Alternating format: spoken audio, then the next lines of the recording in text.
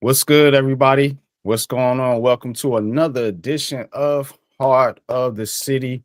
We are back after a little bit of a break hiatus, if you may say, but got you guys, your boy Unpopular Opinion Sports back with Coach Ed, Coach Ed Sports now, right? Yeah, Mhm. I still get used to that, still I know, I working know. that out.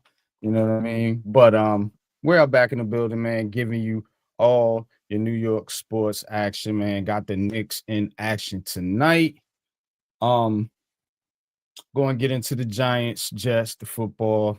That is really ain't football. Um, got a little bit of baseball news as well. Um, Going to tap into the hockey standings and culture segment. Music fans, stay tuned. That's gonna be dope. All that and much more, man. Gonna come right back with Pat on the tracks. Hit him with the intro, bro. Let's get it cracking.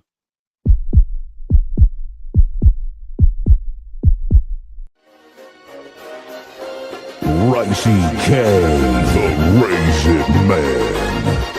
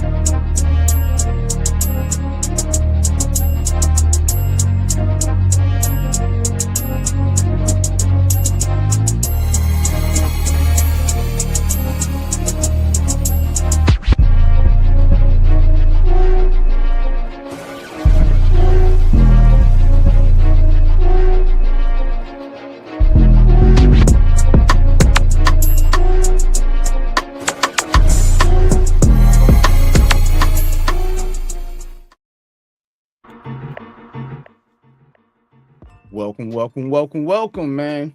Tap in, hit that like button, hit that subscribe button if you are not already subscribed. If you love New York, like we do, New Jersey, stay tuned, tap in, man. That's all we talk about over here. Yeah. All right, man. What's going on with you though, coach, man? How you feeling, man? How you been, bro? I'm good, man. I want to thank you guys with the Aboriginal, everyone, man, for all the condolences, the support. I mean, you know, they say it comes in threes, and they wasn't lying, man. But um, as my cousin would always say, man, just do you, have fun, and stop moping around. So, and that's what I've been focused on. Just keeping it going and doing things in everyone's memory. So, but I'm good, man. How about you? How you doing? I'm maintaining, man. Tired as you can see, just been working, just been out there, man, in the matrix trying to get by. But Mhm. other than that, man, we good, man. We still putting out content, still got um things coming on the way for the Aboriginal Sports Network. So stay tuned for all that. Um, but that being said, man, what is up with these New York teams, coach, man? Mhm. This is like a city of losers. This is a big old city, a big old pot of losing, just brewing. What y'all baking over there, man? Some losing pie. What I mean, you got? What's I wrong mean, with you, man? I got loseritis. Like, it's baffling. When you sit here and you look at the sports scene in New York, in the tri-state New York City area, man. It really is baffling, man. To see what's going on here. You know, a lot of dysfunction. Because some teams do have talent. But Mhm. and I know the expectations are high in New York City, but the saying: if you can make it here, you can make it anywhere, and that just sets a high standard. Whether it's sports, whether it's education, business, whatever it is, and some people just can't handle that. Some organizations, I'm sorry, let me say it that way. Some organizations can handle that, can handle the pressure, whether it's the fans, whether it's the media, so, and you know what? As Coach Shiano says, we just gonna keep chopping, because we gonna get it right. We gonna get it right.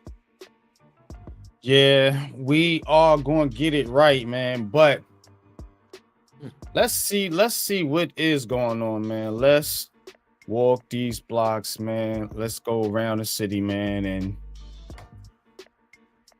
tap into Loserville. I want the power, but I want the love and respect first. Said I want the power, but I want the love and respect first. Yeah, I want the power, but I want the love and respect first. Yeah, I want the power, the love and respect first. All right, man. First on the deck is your boys, the New York Knickerbockers. New York Knicks taking on the Mavericks tonight, Coach. How you feeling about this game, man? How you feeling about this game? They about to tip off here soon. Finally I can watch NBA now because this YouTube shit was tripping. It was pissing me off, but they got it back now. So I'm gonna be tuned in. We'll be kind of giving you updates as we go along throughout the show, man. But how you feeling about this game? How you feeling about the New York Knicks? Jalen Brunson was out a couple games. I think he is coming back tonight. Knicks 8-5, 0-4 on the road though. So what's your initial thoughts, man, so far this season about the Knicks? Look, I'm not panicking. I mean, I knew it was going to take time. It's only what, 13 games. You usually start to see what the team is going to be about around 20, 25-ish. But again, injuries play a part. You have Brunson out, you have OG out. So guys are also still trying to fill their role within the system that Brown is instilling. So, I knew it was going to take time. You think about it, they're one of the top two teams offensively in the league in scoring. So that tells me that, the guys are buying in and they want to. The defensive side, they need to do a little bit better. But, you have guys, the bench, again, it seems to be another problem. But I think guys are starting to fill it out. And again, it's early in the season. Now if this was, game 40, and then we could, really have a serious deep dive into it. But, I'm still giving it a little bit of time, plus with Brunson being out, and then like you said, they got to get some road wins. These next 5 are on the road. Or actually with tonight, next 4, because they just played Miami. So in Miami, they lost by 2. So, Karl Anthony Towns has to make sure he understands how important he is to the team. You can't keep getting these silly fouls. So Clarkson is starting to come around. Like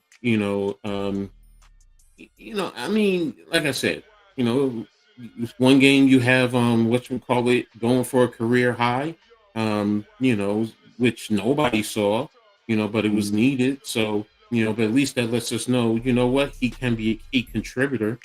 But, again, McBride, Deuces getting in. You have Mitchell Robinson in and out, not playing back-to-backs because they're, trying to manage him as they go along because they want him for the playoffs. In the end, that's really what it's about. Where are you at in the playoffs, and are you ready to make a strong run when it comes playoff time? Do what you got to do during the regular season, but get into the playoffs first. That's the first thing. Hopefully you're in the top 4, 3, 2. if not right now they one. fifth. Yeah, I know. So Right now they're fifth. yeah, But again, I still think, teams are going to start really, once you get to the midpoint, you're going to start seeing things because some teams, you may have a detrimental situation in your organization that changes your whole direction, and then you get close to the trade deadline. Some teams are like, well, it changes, you got to sell off, and some teams are going to be and buyers.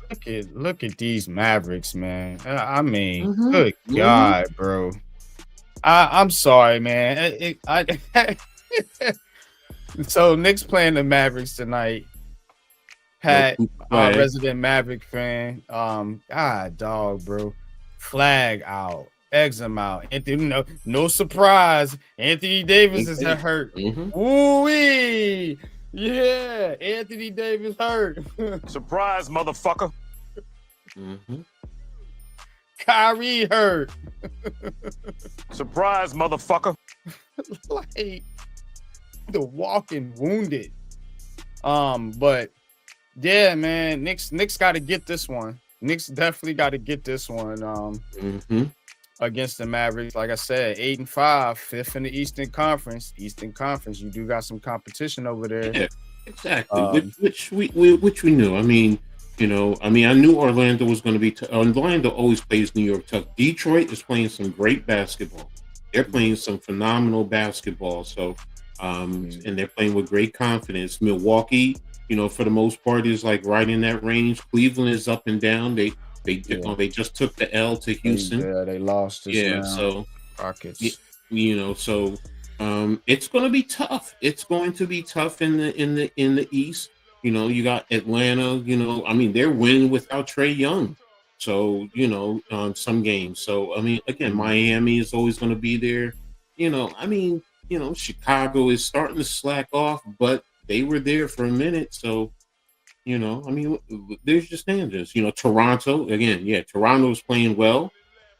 So, for New York, they just got to, hone in to Mike Brown's system, what he's trying to do. And I do like what he is doing offensively. I have to admit, there are some things that he has been doing. The ball movement, not always having Brunson bring it up, which changes how teams defend New York. So, I mean, they're averaging 121 points a game. Mm-hmm. So pretty good. Exactly. That's what I'm saying. So, and think about it. The bench really hasn't been contributing. And I think once they really solidify and because there are players there that are going to, contribute. And once they really start kicking in, I mean, Josh Hart is starting to get into that rhythm now. Starting to get his triple doubles, a facilitator, playing with that grit. So, he's just not a starter anymore. And I think he's getting over that, but he's doing this thing. Motor City is back too. Yeah, exactly. The Pistons and the Lions kicking ass. Yeah. So shout out to Detroit. We was out there. And if you look at these standings, coach, and you go all the way down here, you got the Brooklyn Nets, 2-12, an absolute dumpster fire. And honestly, they're tanking. We all know that. And they trying to get a pick. Dangerous game to play because it don't always work that way in the NBA, with the lottery. So I must say, this team is just it ain't nothing shaking right now. Michael Porter Jr., he's leading the way. Nick Claxton is the leading assist man at 3.9 a game. The center. I just look, the Nets, they people are wondering, like, are they gonna make a trade? Are they, you know, gonna move on from guys like Claxton or Cam Thomas? But I'm wondering, like, out of all them draft picks you got to give it time and see if one of these guys shake before you start to trade more players off the team. Because right now they not winning no games, so it ain't really no reason to go that route, in my opinion. But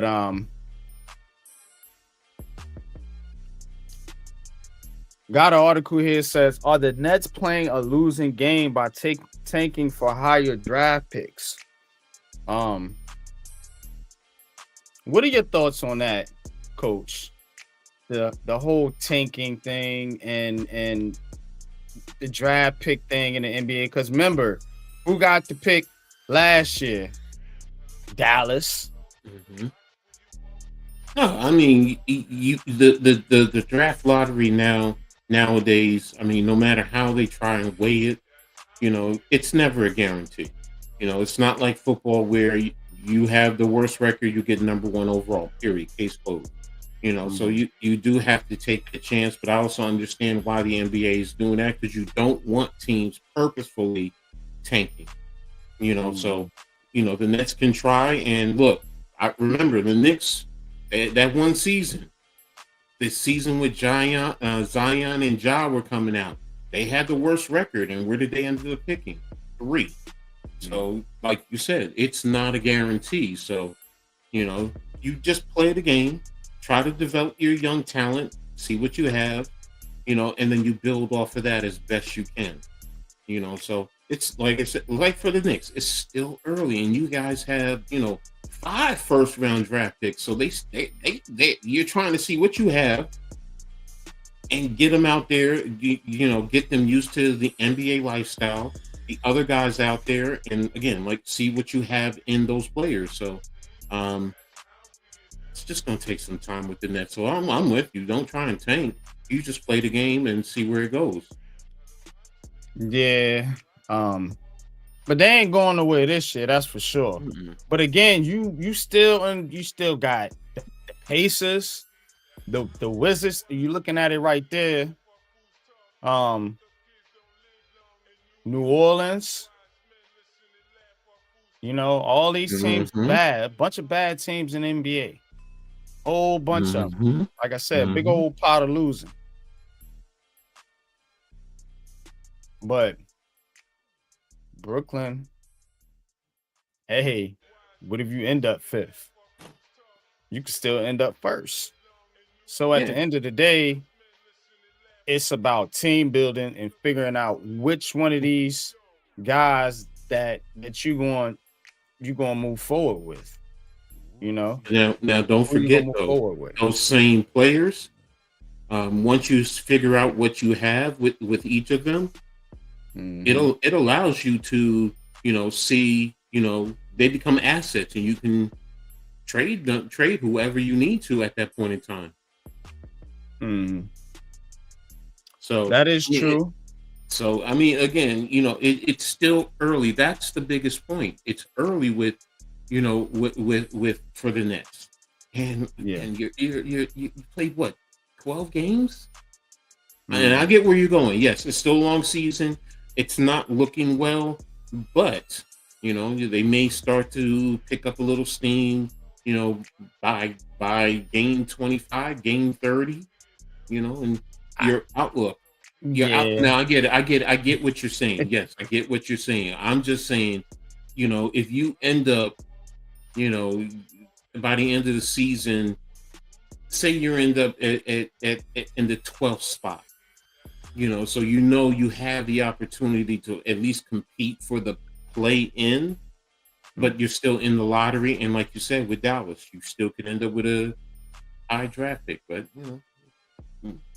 we'll see how it goes. That's averaging 109 points per game. Yeah, at modern day NBA, that's like 89 points per game back in the 90s. Knicks up 5-0 over the Mavericks early. Man, cheeks.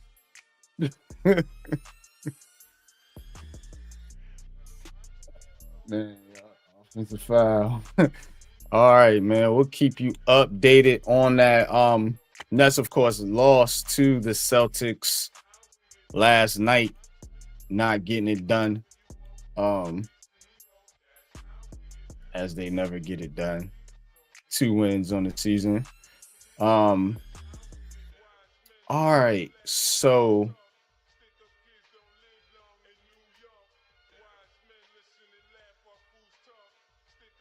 I want to know something real quick, because we're gonna transition now. See, we about 20 minutes in. Yeah, we'll keep an eye on this Knicks game. And come back to that, because ain't really nothing to talk about with the Nets, in my opinion. They're a nothing burger. You know what I'm saying? Like, they have got nothing going on. Did you see the little what you call that sent you in your DM on Twitter? Nah, man, I gotta break into Twitter to get the messages now. Yeah, you sent me the link though. I mean, if you didn't, you didn't. Oh yeah, okay, now I see it. Since I did send you the link, I guess it's gonna let me in there now. I just want to know what was your thoughts on that. Brooklyn Nets have advised Michael Porter to stay clear of certain topics when he does podcasts. Of course, they're gonna tell him that. Were you worried about some of the things he was going to be talking about? I don't know. What was he supposed to be talking about? I don't know. That's why. Yeah. I mean, it was a surprise to me when I saw that. I don't know if this is a bet. I don't know what this is about. I might have to ask Leaf on that one, because I don't really get into these backstories with some of these players, unless we doing like a profile or something. But I don't. It's strange, like, because like with Paul George, you know how some of the Sixers fans don't want. I mean, that's a no disrespect, bro. How much? No disrespect. So, man, if the WNBA, you said an all-star team? Yeah, the Olympic team, basically. If the Olympic team played. All right, so let's see what he says. So this is a video. I don't know if this is the video that they're talking about. Let's share it. Heart of the city, man. Hit that like button. You see this, right? Yeah. Man, if the WNBA, you said an all-star team? Yeah, the Olympic team, basically. If the Olympic team played, the McDonald's boys All-American high school players, this is one of them things, bro, where you can't dance around it, bro. At the end of the day, like, in high school, when I was in high school, it was like grown men, bro. We were grown men, pretty much. Like me, Trey Young, DeAndre Ayton, Gary Trent, PJ Washington, like. Damn, now that's a crazy lineup. If we play the WNBA All-Star team, I mean, that's a no disrespect, bro. How much? No disrespect, bro. I'm not even gonna say it. I'm saying them out. I said y'all was going. You think it would be 10? I think it could be Caitlin Clark Cole. What the fuck, nigga?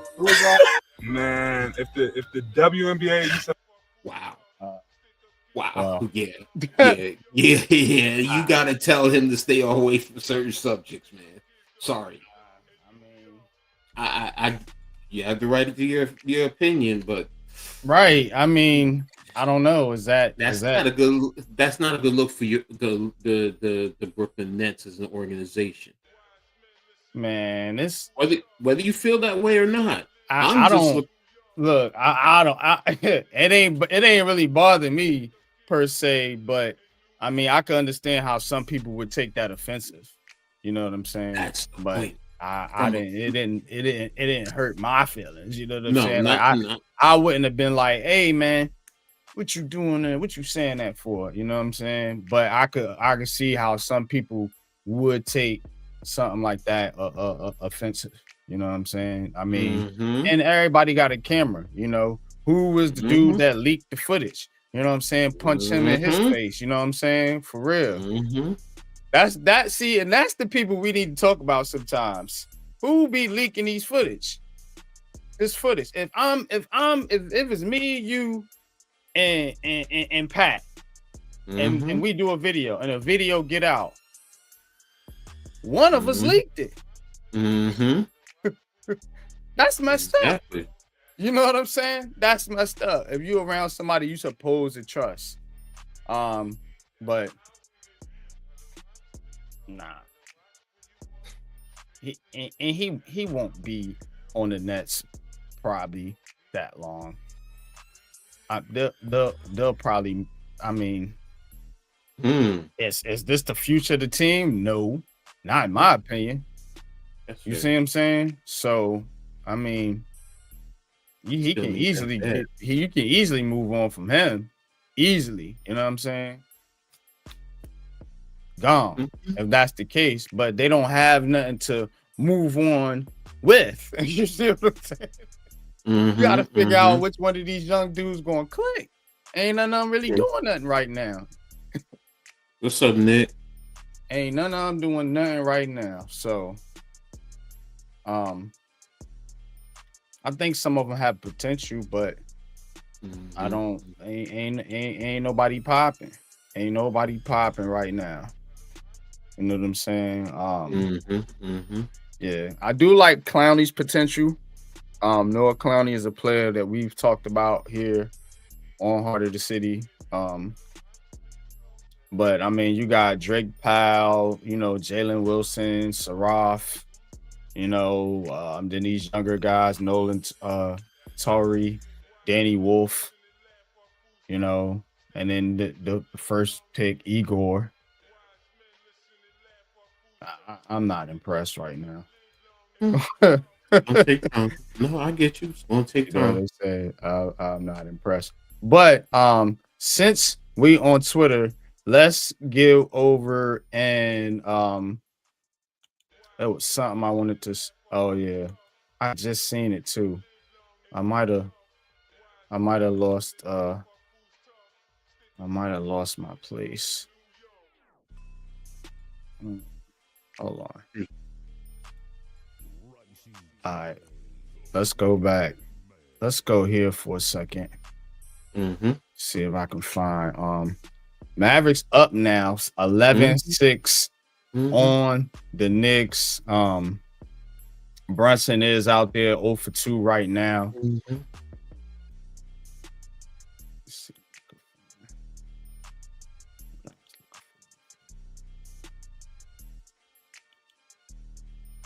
Oh yeah. So we can get into the Giants right now. Let's go. And New York Giants. all right. What's up with Cam Scott? Like a hole right what is going on? Why Cam Scott shoulder? Oh yeah, you want to see that? Yes. All right, hold on. This shit's crazy, bro. Yo! Can I touch it? Yeah. Are you sure? You can like feel right here. Feel right here. There's like what is that, yo? And it like falls back in. Watch. You'll feel it.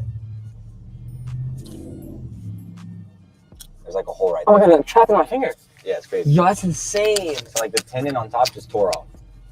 Oh, you were born like that? No. I have shoulder. Oh yeah, you want to see that? Yes. So, Cam Scatterbo, Cam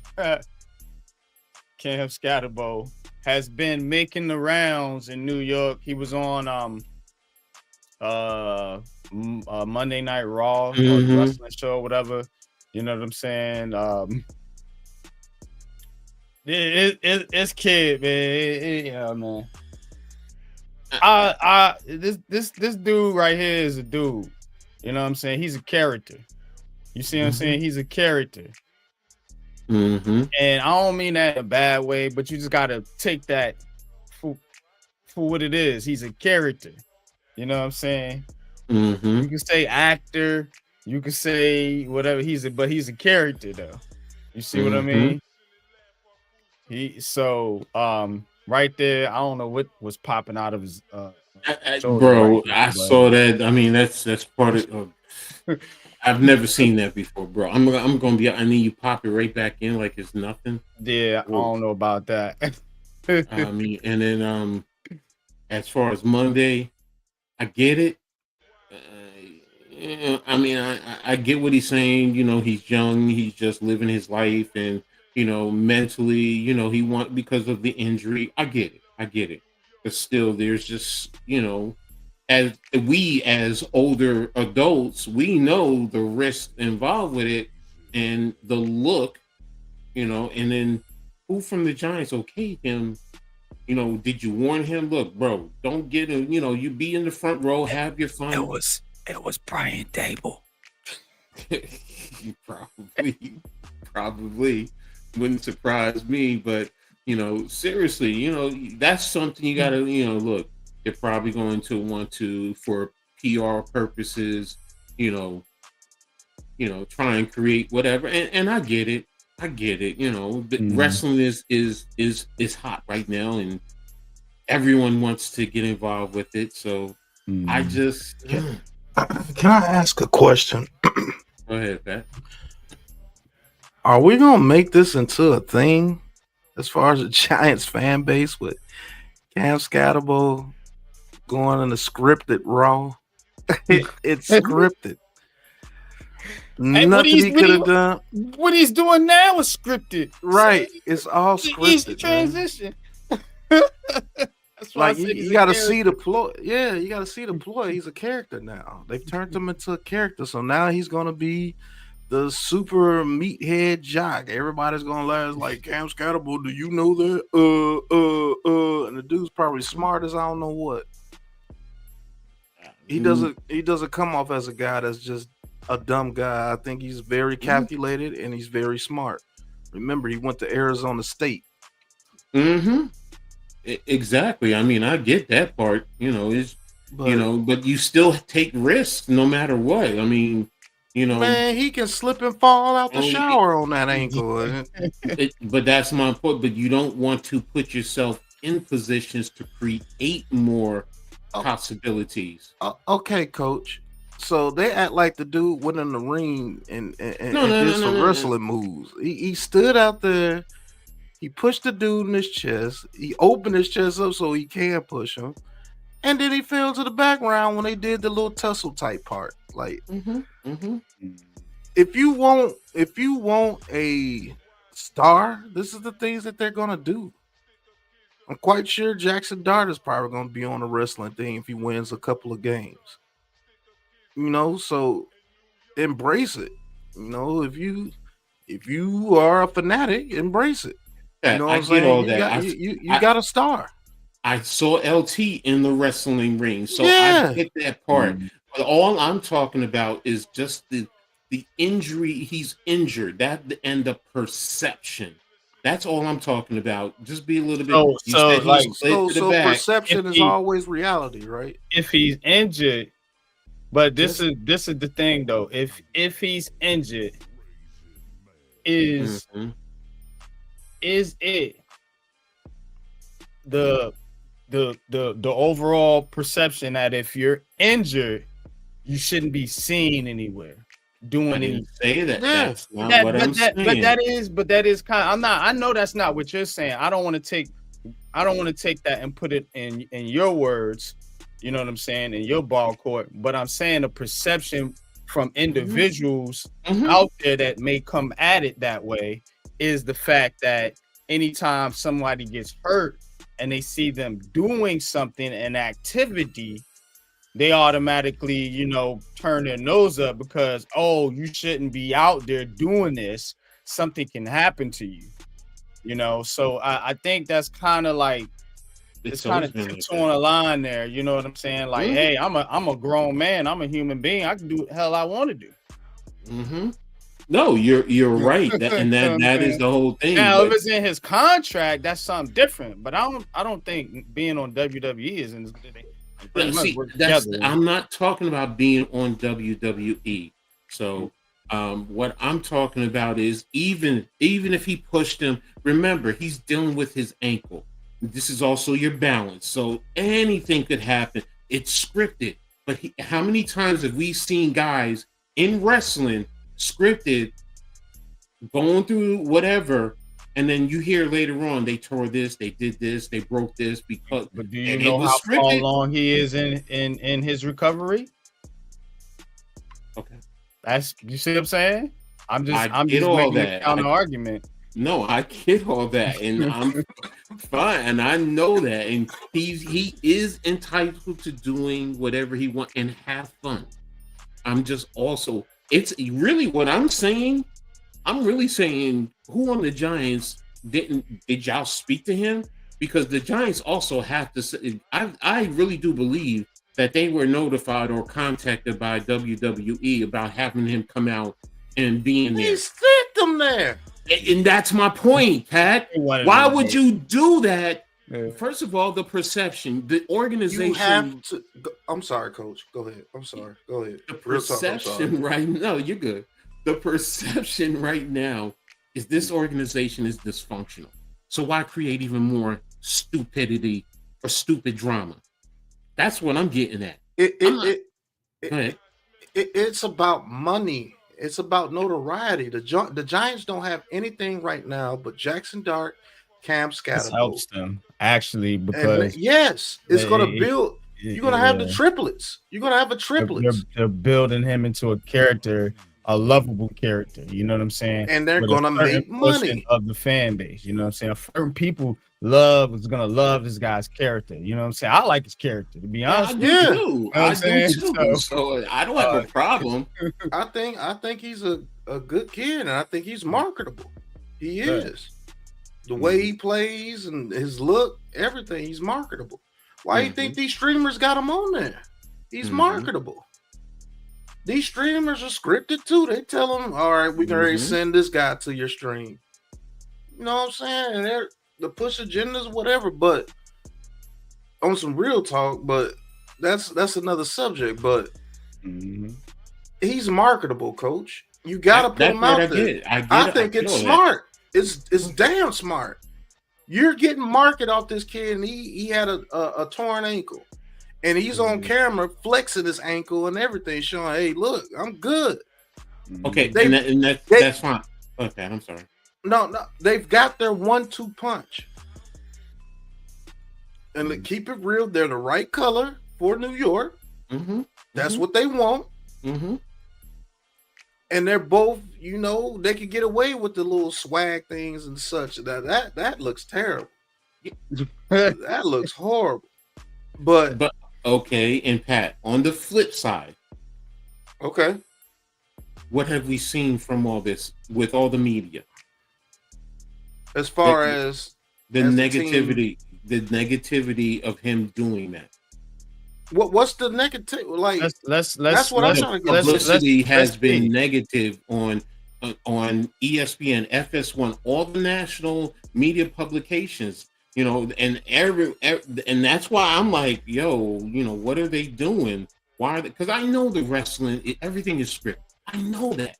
It's been like that. It goes all the way back to the 50s. Come on. Everyone who has ever followed wrestling understands that. But it's like, and I know that, they did contact them, and then the publicity, it's good. When it's good, it's just like Jalen Brunson last year. Remember, that was good. I didn't have an issue with that, with him and Halliburton at what wrestling event it was. I didn't have a problem with that. All I'm saying is the perception, because the kid had a bad ankle injury. You see him rolling around practice on his little scooter thing. And I'm just like, And then I'm seeing, because, Pat, I said the same thing when it first happened. I'm like, okay, it's a little, whatever. And then I'm seeing all the media. I'm like, well, wait a minute. Is this bigger than what I thought? Because the media's going to make it bigger than what it is. Man. But that crosses the drama. 1, 2, 3, 4, 5, 6. 6 seconds. So you talking about count me down. 3, 2, 1, go. On a scooter? 1, Yeah, 2. You're on a scooter like that. That says you're keeping the weight off because you don't want to create more problems for them and damage. He has a walking boot. I get all that. Like I said, when I first saw it, because I said, when I first saw the first clip, I'm like, but then I said it's wrestling, and then I'm seeing all the media backlash behind it. I'm like, damn, is it bigger than am I missing something? And I thought about it. I'm like, as a coach, I'm like, I don't want that kid out there and possibly hurt himself, because, do more damage and whatever the case may be. We're already in New York. You got whatchamacallit who's trying to get the job. He's only an intern coach. So it's like, you got excuse me. You got our general manager who, most of us want out of the position. So I don't want him out of the position. Okay. We could talk. We could talk. Unpopular opinion alert. Yeah, we could talk a quick second on that. But these fans really don't know what they want, because now you want it all on John Mara's hands again to pick another GM and a coach. There you go. That was it. You heard that? That right there. Do you want this on John Mara? So again, you say that. Yeah, you're saying you trust John Mara. I don't listen. Let me put myself on camera. I don't trust John Mara worth a damn to do anything correct. You see what I'm saying? So at least Joe Shane, he has brought talent to this team. All the people that you hyped up about Joe Shane is drafted. Let's keep it a buck. Every rookie that he drafts, every rookie class that he has drafted, one of those rookies have shined.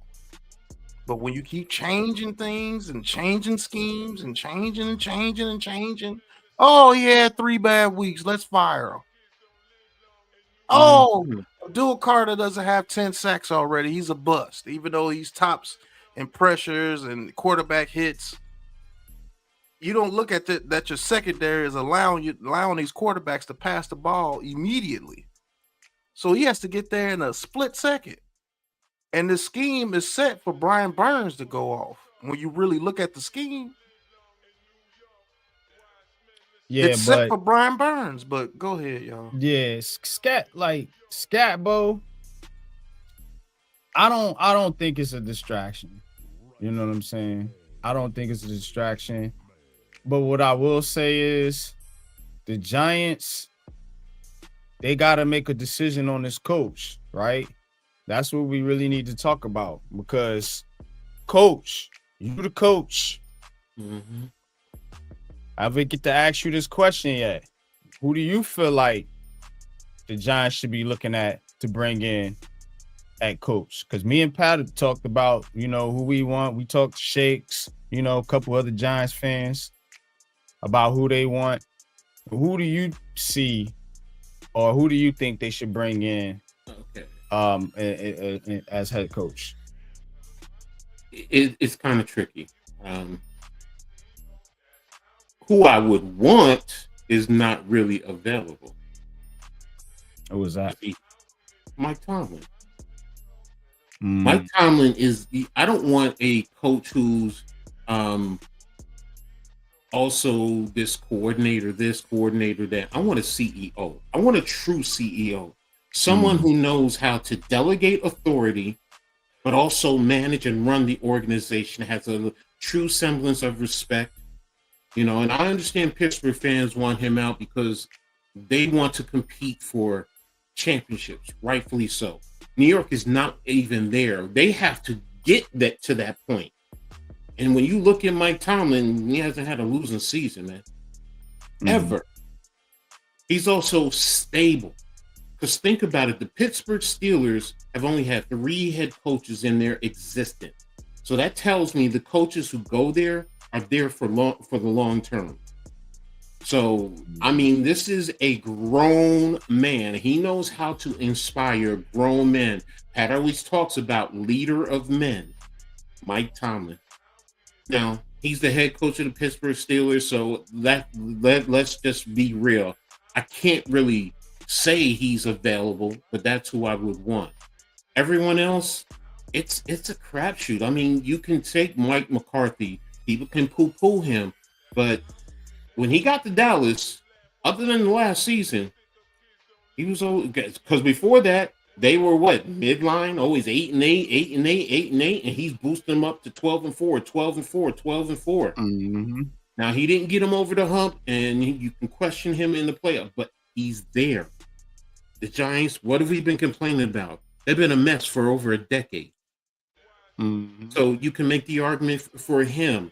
I mean, there's so many. I mean, I get the Lane Kiffin, because he's, familiar with Jackson Dart. He's been in the NFL. He was young then, but look what he's done. And personally, I don't really think he's leaving Ole Miss. I think, he's in the right position, but, I also know that money talks. So, let's be real. You throw the right amount of money at him, and, anybody can, in a sense, be bought. So, I get the DC over it with the Rams. He's right now, if I could get my coach, it's Mike Tomlin. Everyone else, I want to go through Halfley. Jersey guy, I get it. Even coached at Rutgers, have been a head coach at BC. So he's been in a true leadership position. That's college. You're really a CEO because you do really run the whole program. Everything goes through you. You don't even have a general, or if you have a general manager, the general manager is under you. So, we could sit here and talk about all of them. I'm not really sure about all the rest of them. It's just, it's Mike McCarthy. I'm just going to wait and see. Can he really build us up out of despair? Because there is talent here. We went through Brian Dable. I'm sorry, Mike McCarthy is an NFL head football coach. He really is, in comparison to Brian Dable. So that would be a big step up from him. So, here's the other question. Because you were talking about, like Pat, you were talking about not changing, and Joe Shane is bringing talent here. I talked about perception. What if there are other coaches out there that say they don't want to come here because of Joe Shane? Who?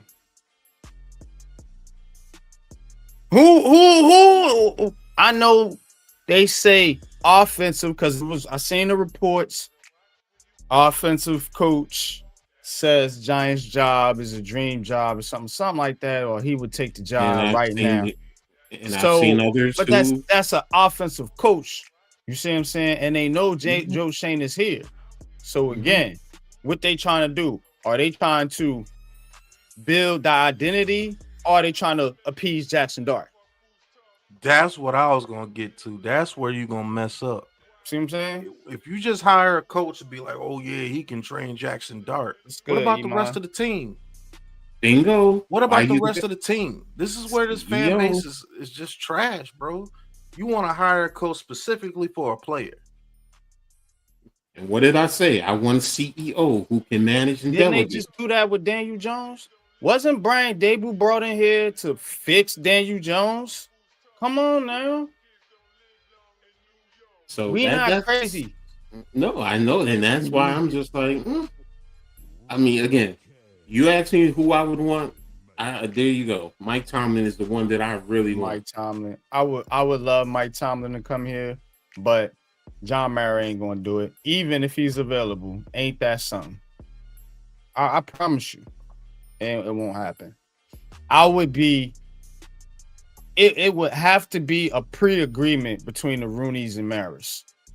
Yeah. No, that part I agree that with. Like, hey, look, we about to let Mike T go. He's interested in your job, set it up. And then they'll partially mute partially ways because they're gonna respect Mike Tomlin. They're gonna partially mute move on. And then and then mutually separate. Yes, I know. Yeah, mutually separate, and then he'll sign with the Giants. That's how that situation will work out. But I don't see that happening because they're already talking about who they trying to look at and trying to bring in right now. You know what I'm saying? Well, you can't say publicly about Mike Tomlin. So I get what you're saying, but again, if you say something publicly, then it's tampering. So, right? And then you get penalized. Right. So behind the scenes, is it possible? Yeah. So, and I'm with you. I'm with you. The Myras and the they Rooneys, close. they're Yeah, like, they like family. that. Yeah. They pretty much family. They are. Like That's another reason why I think, if I'm with you on that. If they're going to, say, look, Mike, we do think it's, time for us to move on, especially because everything is contingent upon Pittsburgh faltering right now. Because that's the talk. These next few games, blah blah blah blah blah. Damn, if you Mike Tomlin, do you want to go from the Steelers to the Giants? I always look at it from the other side, from the coach or the player. Like I look at it from both sides. But Mike Tomlin, just like the people that want Steve Spagnuolo, like you got to think about these prestige head coaches. This Giants organization has been a shit show, organizational wise. I don't really know if a prominent head coach wants to walk into that. And that's exactly what I said. That's what I just said about, do certain coaches want to come here because of? I don't think it's because of Joe Shane. It's because of how they. It's Mara. I promise you, it's John Mara, because it's not Joe Shane. It's John Mara. That would be the reason they wouldn't come here. John Mara, you got to think, if Bill Belichick wanted to come here, Joe Shane would not be in the way. They would just move on from him. He's not gonna get in the way of anybody that's of a prestige name coming here. Mm-hmm. That's why they talking about going for these coordinators, because that's all they're gonna get. Because those coaches don't want to be bothered with this bullshit here, especially this New York media. Yeah, people don't like dealing with that media, bro. That's a headache. Story. That's a different story. That the New York media, again, everything falls into play. And based on what you're saying, then there is no hope for the New York Football Giants. As long as Mara is no. You just said, you just basically laid it out. As long as Mara is here, there is no hope for the Giants, because no one's going to want to come here because of him. No one of credibility. Young, up and coming, right? And you could get one of them young, up and coming, and then you get catch lightning in the bottle, and he hit, and y'all take off, and then he becomes a legendary head coach. You know what I'm saying? And then what have we been doing so far? Every last one, we've been firing. They were the hot shot, whatever, right. And keep striking out. Better swing. So because we are hiring coaches based on one thing. We want this high flying offense. That's what they're hiring coaches based off of. That's what Ben McAdoo was. That's what Pat Shermer was. Then Joe Judge was just a cast off from Bill Belichick. And then that's what Brian Daboll was. All these offensive geniuses. Why you keep hiring these same type dudes? Like, hire you a real head coach that wants to come in and coach. He's going to have his expertise, but man, you keep hiring these coaches as these one-trick pony type coaches, man. What? I don't know, bro. You go out there, go on this hiring process talking about we want to get a guy for Jackson Dart. You're going to get the same result, bro. You're going to get the same result, man.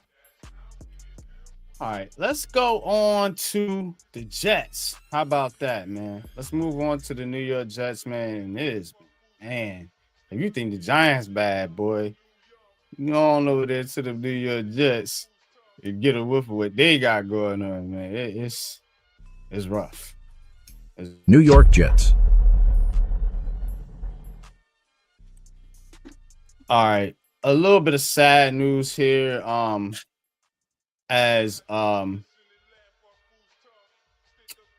Chris Boyd was shot outside a Manhattan restaurant, upgraded to stable condition. Please continue to search for the gunman. All this technology, they can't never find the gunman. But yeah, man. All the cameras and everything they got out there. Literally got cameras on every corner in New York. But I want to find the gun. but Boyd, it looks like go he's back gonna to the be, dungeon. it looks like he's gonna be okay, as he's underwent multiple procedures to have the bullet removed from his right lung. He's starting to breathe on his own now. So that's one story there with the Jets. And then there's the quarterback situation. And and shout out to Chris Boyd, well wishes, prayers, however you do it, to him and his family. Hope he recovers. Hopefully he can continue his football career. But so the Jets announced that Tyrod Taylor will be starting now over Justin Fields. I have been one to tell people Justin Fields is not a good quarterback. I'm just going to, I'm going to be blunt about it. Not going to be malicious or whatever. I just don't think he's good, as far as the NFL level is concerned. And it's mainly due to his processing. It's super duper slow. And he may need to go through a Sean McVay quarterback program or a Kevin O'Connell quarterback program, as I like to call them, and get itself right. Because the quarterbacks seem to go to those guys, they come back much, much better. So, but it ain't gonna work in New York, and it ain't gonna work. And Aaron Glenn is got a little bit of heat on him, so he's trying to win some games. And hey, I would go with Tyrod too, because he's going to give you the better option to win, in my opinion. But what's your thoughts, Coach? As far as Field, yeah, he's not a good passer. I mean, he's a running quarterback. Let's be real. That's really what he is. So kind of, in a sense, more like Terrell Pryor back in the day. Very similar. Also, both coming out of O State. So I look at him like that. Tyrod, veteran, great anticipation, knows how to put the ball into the particular windows, a lot more accurate. The biggest question mark with Tyrod is his injury history. Let's be real. He always, when he's in that position, he does seem to, injuries do seem to find him at certain particular times. So if you want to question, will he be able to last the rest of the season, that's about the only thing. But if he lasts, then I think he's going to help this offense, because the offense does look a lot different when he's out there. It really does. I've tapped in and I've seen the two of them. It really does look different. It doesn't look as stagnant. So if you want to have a true offense, you go with him, and then at the end of the season, if whatever you got to do to get it, Justin Fields, let him go. You let him go, and if you're in position to draft a quarterback, or if not, Jets, you got to do what you got to do to get up into the top to get you a quarterback. So and that's pretty much where it is, right now. I get so tired of looking at Tankathon with these two teams, but here we go again. Dang, bro, like every single year, Jets, Giants, top of the draft. You know what I'm saying? So here we go again with Tankathon. I think that's what the current. Yeah, that's the current. Yeah. Okay, yeah, we can see it a little better now. But yeah, that's the current standings right there. Giants number 2, Jets number 5. So and it's about what quarterbacks are coming out. I think they both losing this week, because the Jets got the Ravens, I think, right? And the Giants got to play the Lions, and they can get whooped. So, yeah, I think I think they well on their way to one of them top 5 picks, both teams. Jets got Baltimore. Oh, yeah, they're at Baltimore. And Baltimore, oh God. And then the Giants going to Detroit. Yeah, they both losing. So Bless you. that they'll be able to keep that momentum to the top of the draft. But we'll get into draft stuff later on down the line. I think it's November, man. Y'all are awful, man. Every year, man. Like this, bro. I'm just gonna be honest with you, bro. Try. I mean, doing the mock draft, so. But there you have it. You know what I'm saying? Jets 2-8, but I think Aaron Glenn trying to win some games and get out of there. But is that the right thing to do? Do you want to win games? Do you want to try to? If not, they're probably going to what New England did. They're gonna boot his ass out of there, right? And see what I'm saying? Back door. Talk about it, coach. I feel it with Aaron Glenn. They're going backdoor him, bro. Yo, so-and-so lineup. What if it's Gruden? What if it's somebody, you know what I'm saying, that, yo, yeah, they got this quarterback. Who gonna be the top quarterback coming out? Whoever. Name a guy. If they like him, you know what I'm saying? If right they now, like him. Mendoza, and then whatchamacallit from Oregon, possibly.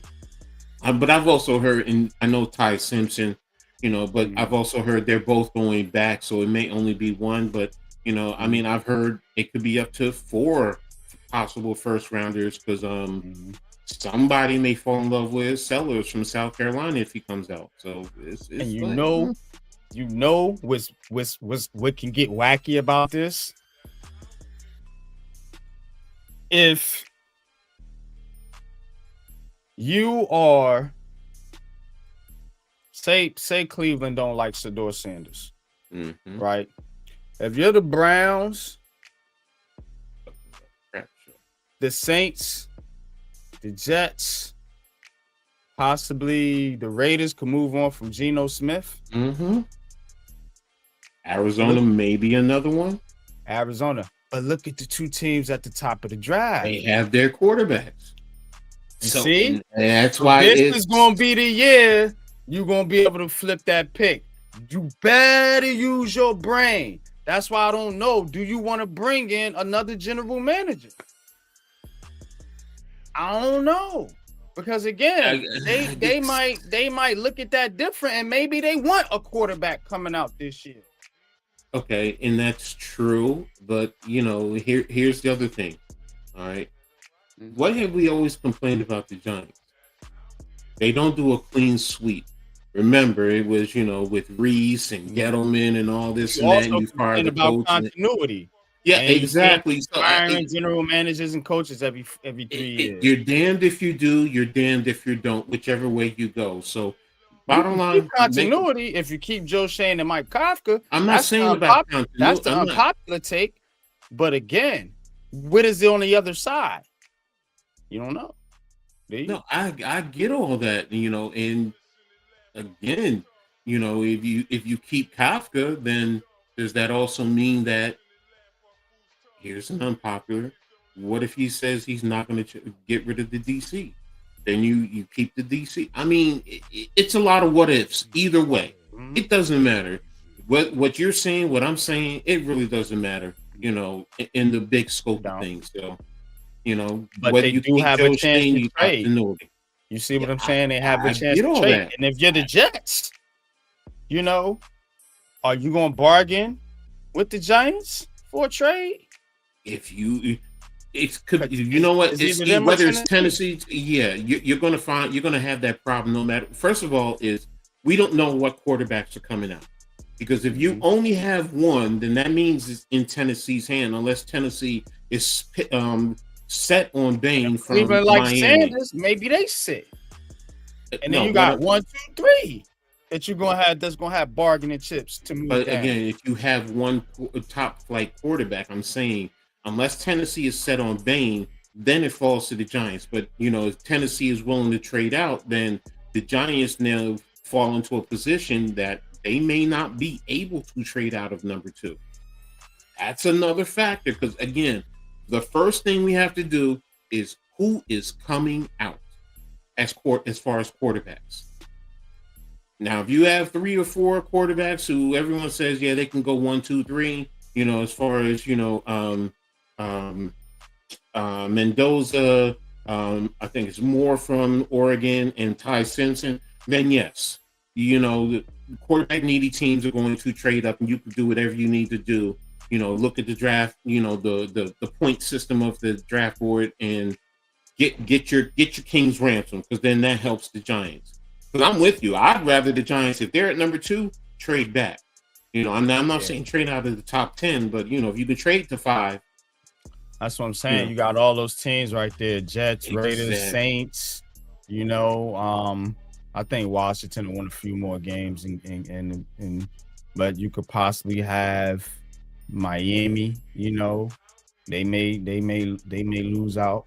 You know what I'm saying? So I mean, you're gonna have a few teams in there that you may be looking to bargain with, and this is the year you need to be thinking about moving down. And if you're gonna do that, you should do that early. Have something in place so you can get out that spot, because you really need to get out that spot. It's nothing to me that you can draft outside of getting a depth on your team and getting players that you can put in there when you start having these damn injuries that happen every year. You need to have the proper system, Jets and Giants. So this applies to both teams. But with the Jets, the difference is they actually need a quarterback. So you're gonna have to sell assets. Now what they got in the trade for Sauce Gardner. You see what I mean? So they are thinking, about that possibility. So you know that they're going to need to possibly trade up, because that's going to cost them. Maybe those 2 and a future first. Depending. So best case scenario, guys, in my opinion, is the Jets win a few games, be like at pick number 7, and we're still at 2. They'll give us 2 first-round picks this year to get up to number 2 from 7, if they like a quarterback that's there. That's your best case scenario. And you're going to get 2 first-round picks and maybe even a 3rd. Yeah, see, that's what I'm looking for, a 3rd. They got 2. Yeah, they got 2 first-round draft. They got 2, yeah, because of the Colts. Yeah, they're gonna have 2 first-round picks the next 2 years. Yeah, the next 2 years. Wow. Okay, so that is something that you could definitely think about doing. And then you give yourself 2 more first-round picks to add to the 2 first-round picks you had last year. Yeah, now you building a good foundation. That's why I'm like, And if you're at 7, then you can get your Tate or whatchamacallit from, as far as receivers from Arizona State, where you can get, depending on if Downs drops down as far as the safety position. It's a catch-22 with, do you want to take him? They should not be picking a safety in the first round. I'm sorry. You either go offensive lineman or the best receiver that's out there.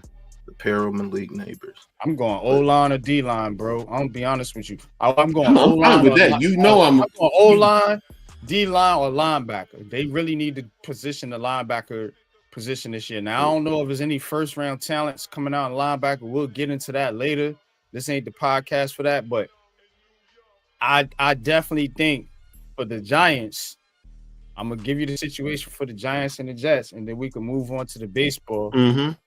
But for the Giants, you need to get out that one of them top picks. Whether you end up at 1, 2, or 3, you need to automatically be thinking about trading out and trying to get at least 2 first, like Pat say. Because if you get 2 first, and then maybe you get some later round picks, you know what I'm saying? You could even take one of them first in the back end and trade out of that. Say Indianapolis go on a run and they end up right now, they end up 28th. Say they stay right there at 28th. And somebody in the second round want to jump up. Trade that pick and get a couple of seconds and maybe another third or something like that, man. You gotta keep building. You need a lot of draft picks. That's what they need. The Giants need to be thinking about getting draft assets, because you ain't nobody you going to drop in here that's going to make this team take off.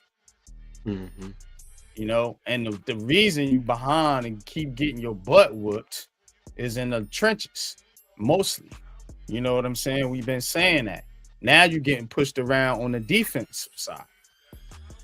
Offensive line finally got its act together. Now the defense is getting you roasted. You know what I'm saying? So best to accumulate as many picks. I don't want to think about the secondary right now. I know everybody worried about the secondary. Should be thinking about the secondary right now. You need to think about the front seven. I'm just going to put it like that. The front seven on defense. The secondary will come. And then that's why I get more picks. Even if you get 2 first and you end up trading that first to get a couple more seconds and maybe some thirds, maybe you end up with 4 or 5 picks in the middle rounds and you can really start to stack your team. Leaf, what's good with you, man? Appreciate you tapping in, bro. All right. And for the Jets, you have to you got to get a quarterback. Enough of the poo-pooing around, trying to get veterans here, trying to get Aaron Rodgers and Justin Fields and anybody from the NFC North you can find. They love them NFC North quarterbacks, Brett Favre, anybody from over there, they want to, you know what I'm saying, go after.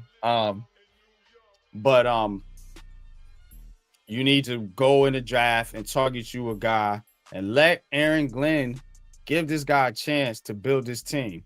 I would like to see him succeed in New York. I think, especially with the Jets, he's a Jet alum. Give him a chance. Don't just boot him out the door, because you had a losing season. Y'all have a losing season every year. What's the difference? Give the guy a chance. Give him a couple years. The freaking Giants gave Brian Dable 4 years to fuck team up.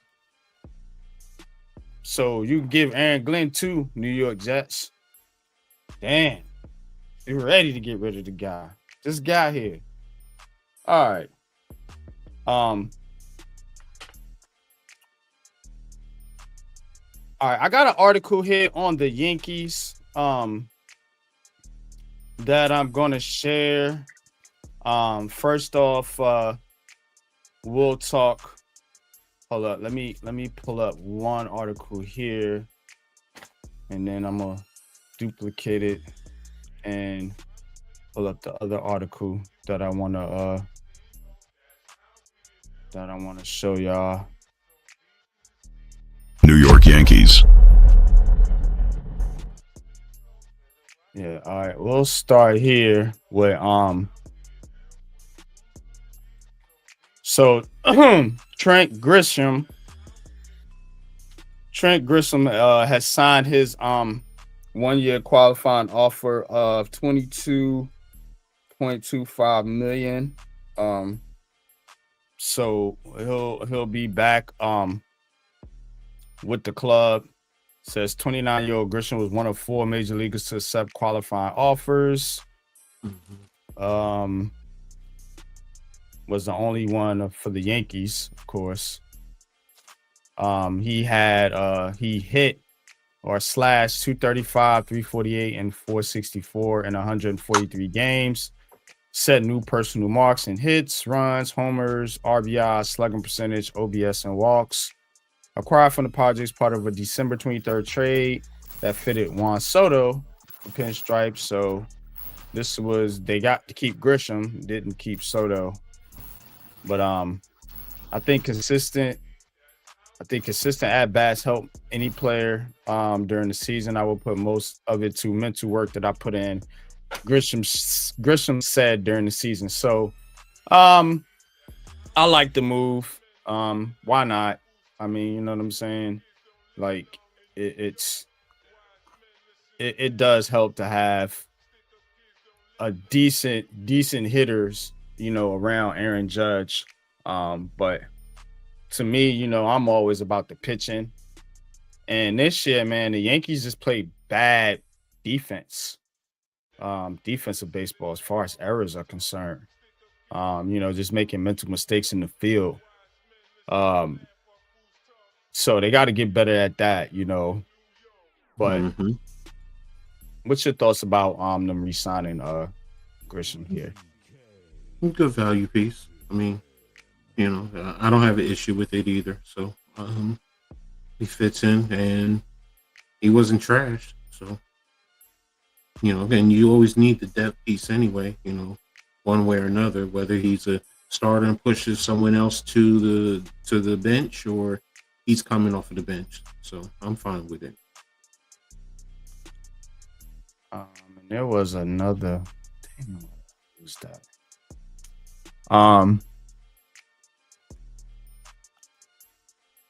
I hate when I lose my articles.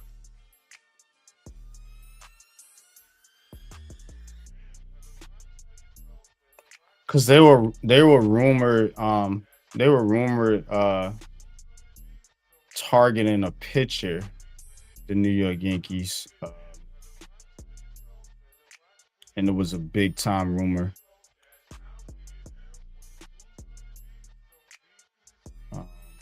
I thought it was Skeen, but then what you call it was him. No, it's not Skeen. It's somebody else.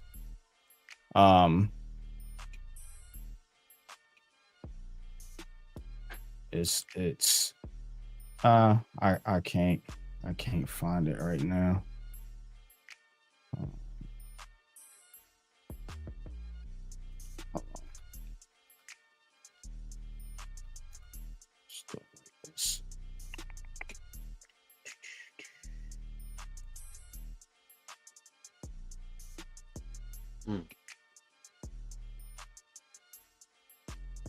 So they do have Bellinger as a free agent.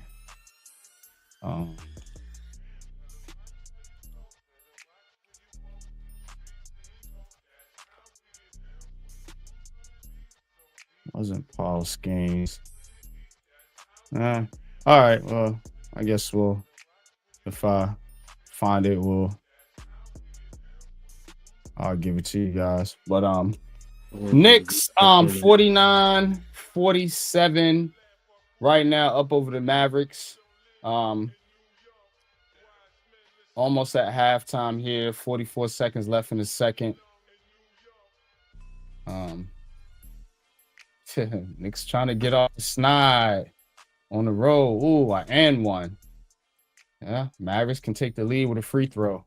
So that is your Knicks update now. With the Mets here.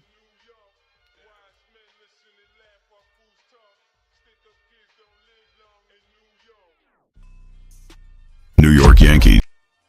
New York Mets. So the Mets are rumored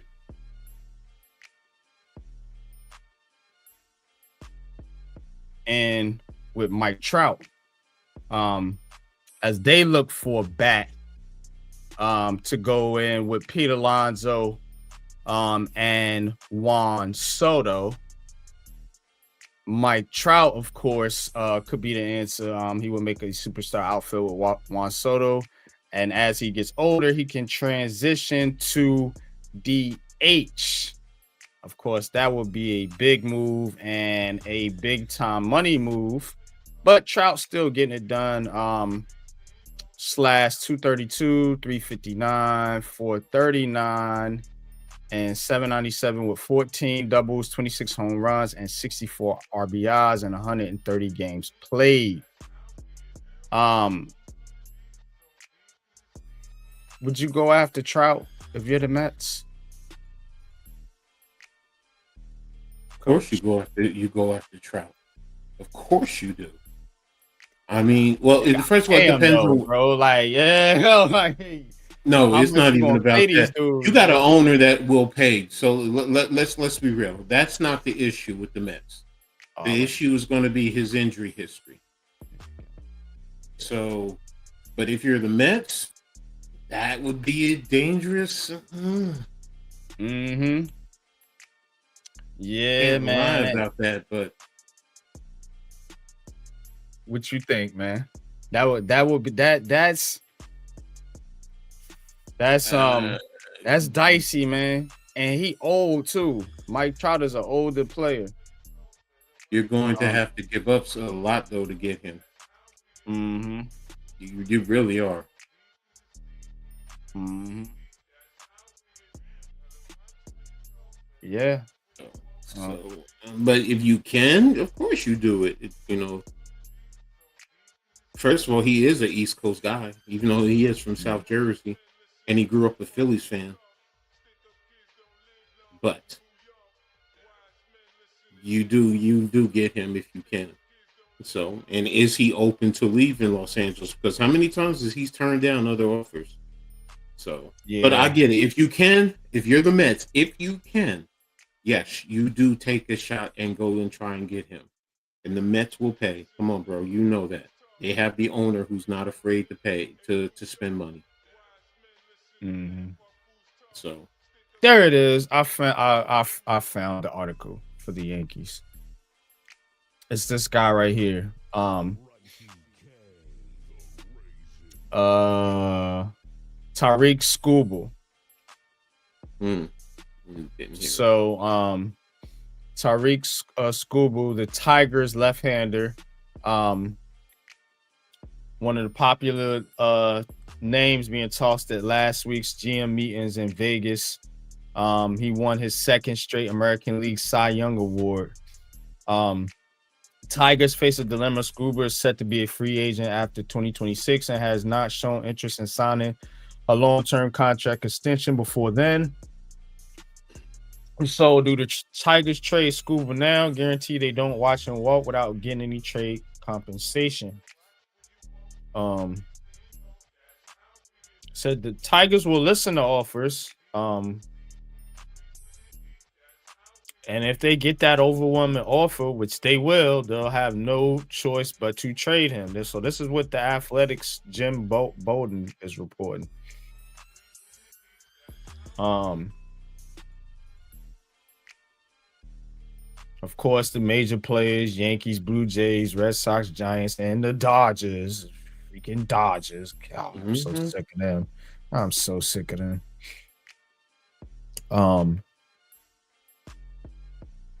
But yeah, man, if the Yankees can get this guy, the Yankees gotta have one of the top pitching in the league because their hitting is so erratic now. It's not consistent. It's like home run or bust. So when they get in funks hitting, they're gonna need their pitchers to keep them in games, and they gotta fix that bullpen. But it starts with the starters. Garrett Cole was hurt last year, but you get this guy, you got him. And Freed, and then they in talks for a I think they're the favorites for this Japanese pitcher too. So if you get them four, we cooking. Exactly. We cooking. We get them top four pitchers right there. This guy, Skubal, and the guy from Japan, yeah, and then Cole, and then you get Freed back, and then you throw Rodon in as a fifth starter. Good money. What you say, Pat? We good money, right? We good money. So, that's the baseball report for y'all, man. And as far as hockey's concerned, we can go into the hockey standings here. Yeah, I just did that on Saturday. Let me get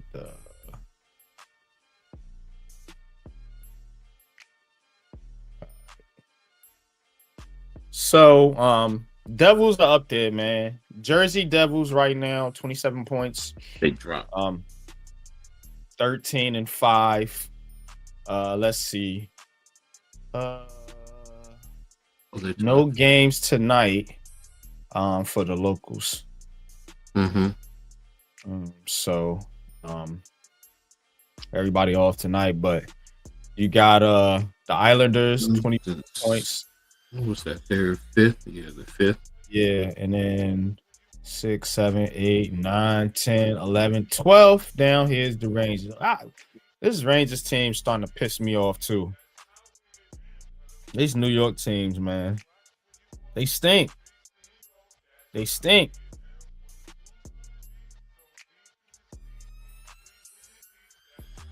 Sitting down there in 12.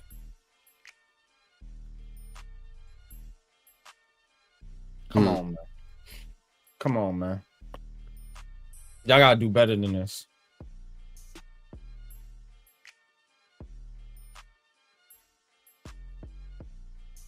All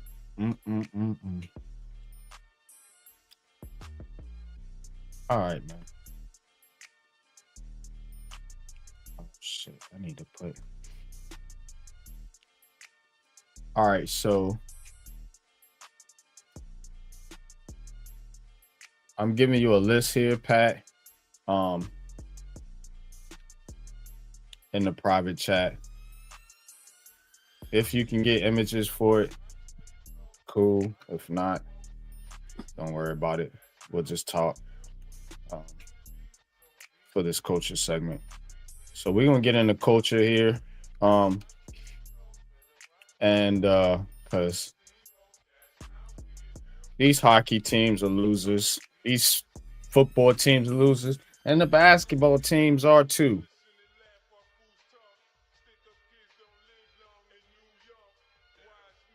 Loserville City.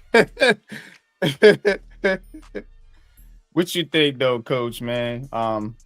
Why is it so much losing in New York? Is it the media? No, it's not just that. I mean, some of it is the pressure. It's a multitude of things. Do media and fans play a role? Yes, they do. Yes, they do. I'm not going to sit here and say they don't. Some of it is some organizations, their ownership. Some of it is a little bit of luck, or good luck or bad luck. I mean, I am going to include that in there too. It's just the way it rolls. Some of it is the talent, whether it's you're developing a talent or they just don't have the talent. I can't speak to hockey, so I mean, I'm not proficient there. So, hockey's the same, just like the rest of them. I'm just saying, I can't speak to the talent there and so on and so forth. So,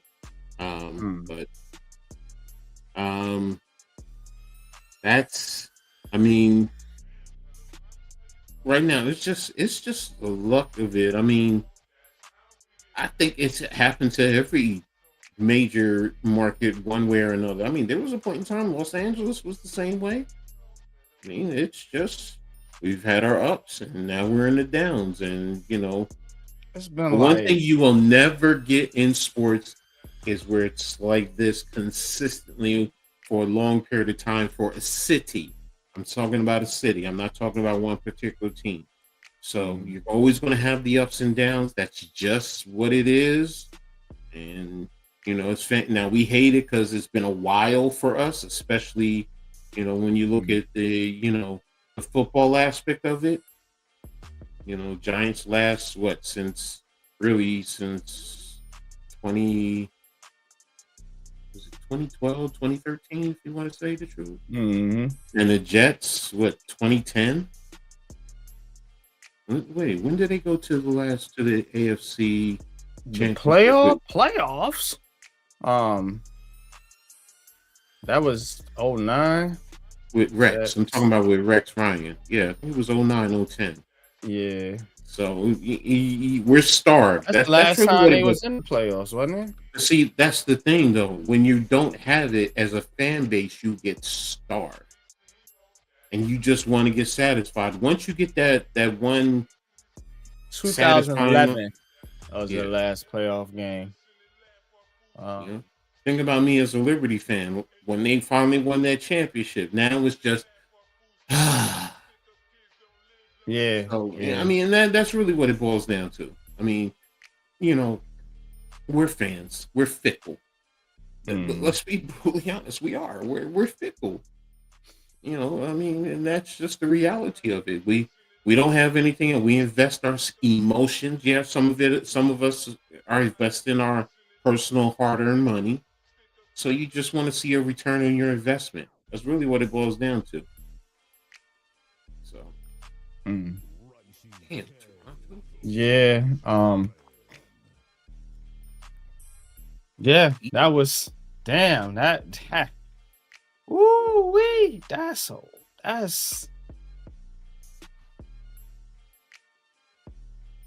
yeah. That's the last time they was in the playoffs.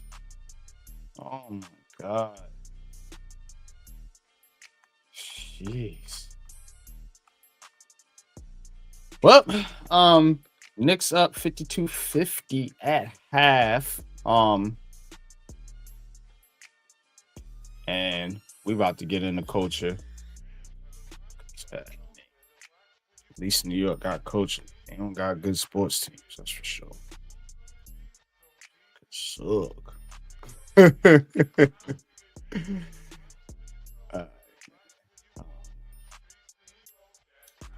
Let's hit it. Let's get in the culture.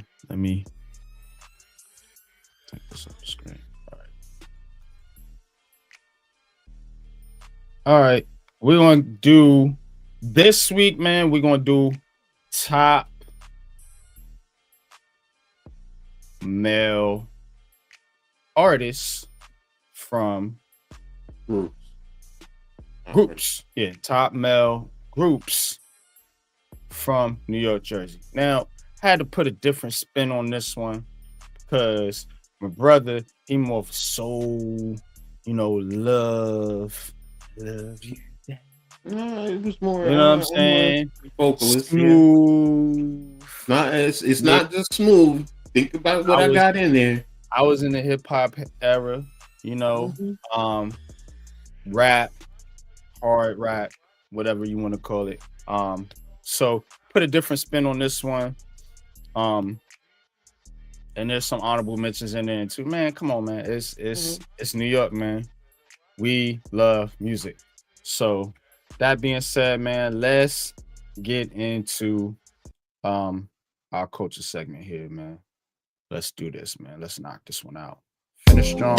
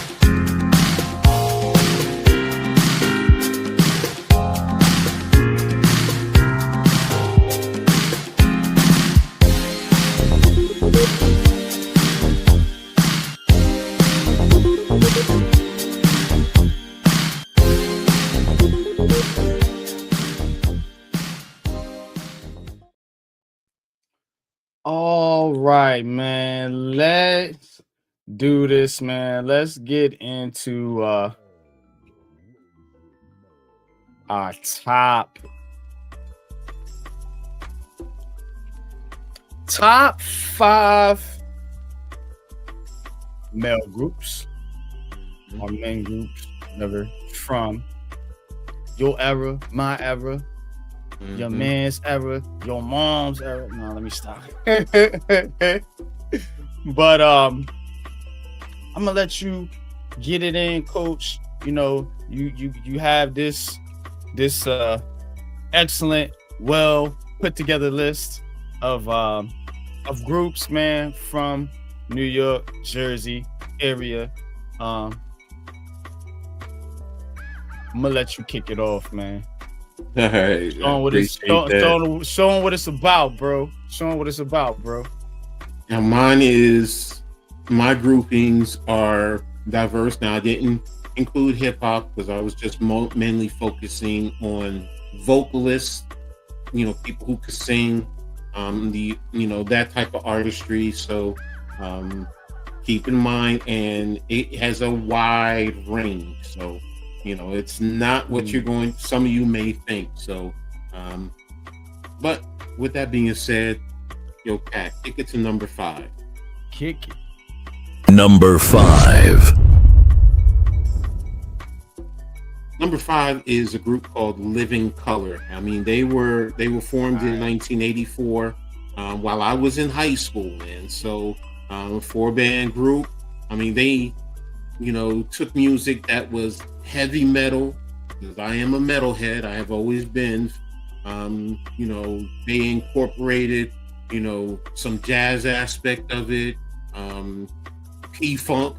If you really are into P-Funk, you know what I'm talking about. Punk, alternative rock with a little sprinkle of hip-hop, rap infusion into, their type of style. Some of the awards they, won MTV award, Grammy award. And one of the most popular songs that they were known for is Cult of Personality. Google it, look at it if you are into rock, metal, and it's an all black grouping too. So as a kid, that's one of the things that drew me in. I'm like, oh, they're all black as a group. So yeah, okay. So all right, so moving on to number 4. Number 4.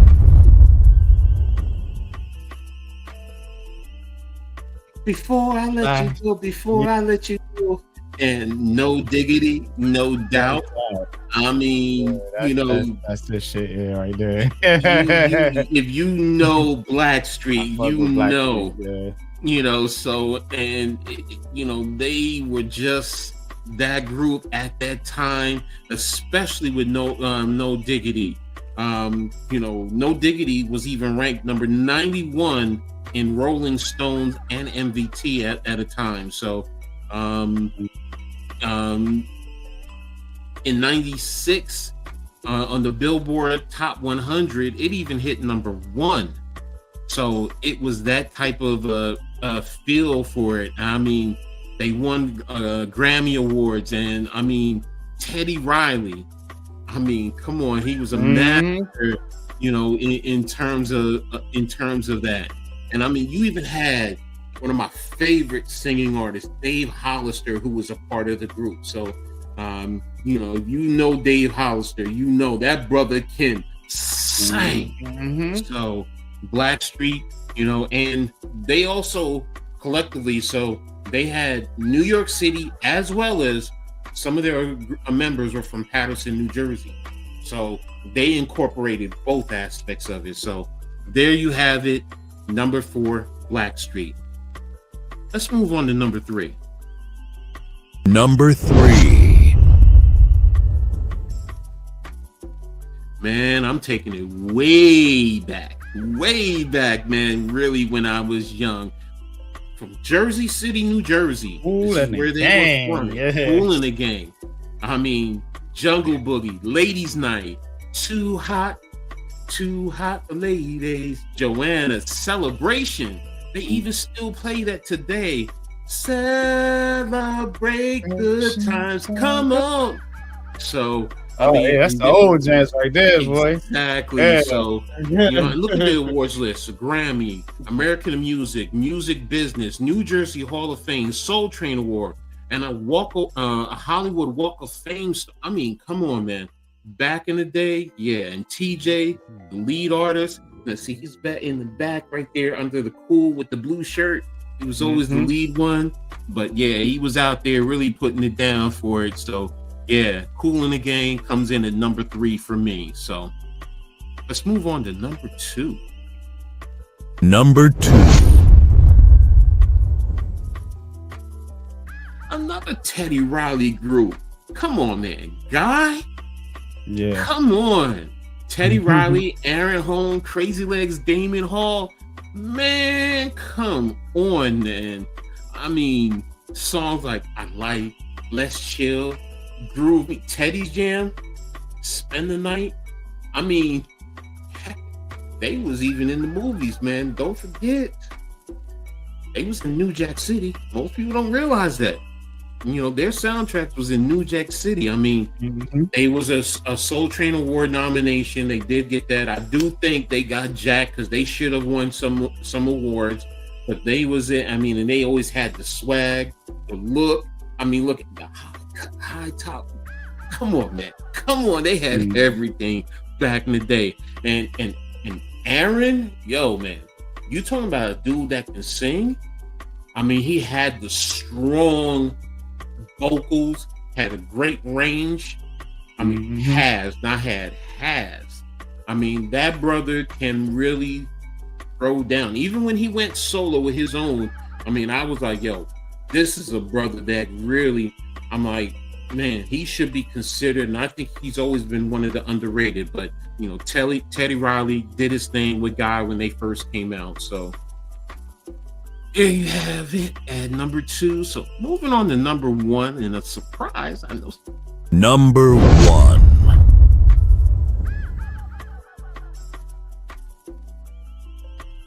There you have it. What? Coach, what are you talking about? Kiss. Now this is from when I was really young, you know, and I was really into metal then. You know, I was in Catholic school, so and plus with Kiss with all the painting faces, man, back in the day. I mean, what more can I say about the group? I mean, Paul Stanley, you know, playing the guitar. Gene Simmons, that's the one always sticking out his tongue, playing the bass. Ace has the star on his face. Lead vocalist Peter Criss, that's the one. I even for Halloween dressed up as Peter Criss with the cat face on yeah. So and yeah, I mean, that mask. I know what you're talking about. Yeah. So and they're always considered one of the best-selling bands with 30 gold albums, 14 platinum albums, 3 multi-platinum, a Rock and Roll Hall of Fame, 3rd best rock and roll metal bands of all time. I mean, some of their songs, I Was Made for Loving You, Detroit Rock, man, I love Detroit Rock City, Rock and Roll All Night, Heaven's on Fire, Calling Doctor. I mean, man, I can just go on and on and on. So yeah, I'm showing you my true colors, man, when it comes to male vocalists. Yeah, I mean, Kiss was it. I mean, and here's the thing too, it was these really big platforms, shoes. So I was just like, whoa, I mean, they really got in diamond stuff, everything. And it was just, they were it for me. Yeah, so there you have it. Those are it. Living Color, Blackstreet, Kool in the Gang, Guy, and Kiss. So there you have it. That's my list. Love it or leave it. I don't care. I love it. So it is very diverse. I will say that. There's one group that see, I'm gonna do hip hop, but there's one group in the vocal R&B sector that I could add to that list. And I do have an honorable mention, but go ahead, give it to me. Okay, give me your honorable mention first. Before I only did this because, you know, rest in peace to my boy, the Elias. Now that's a little house with Follow Me. Follow me. Okay. So I mean, because I was also a big house head back in the days. I was on that club scene, you know, hitting the different club scenes, whether it was Zanzibar in Jersey, the Palladium Underground. I mean, you know, there was that time. So that's also my honorable mention. But go ahead, give me what you got. Honorable mention. So I would go. Oh, hold on. I had to.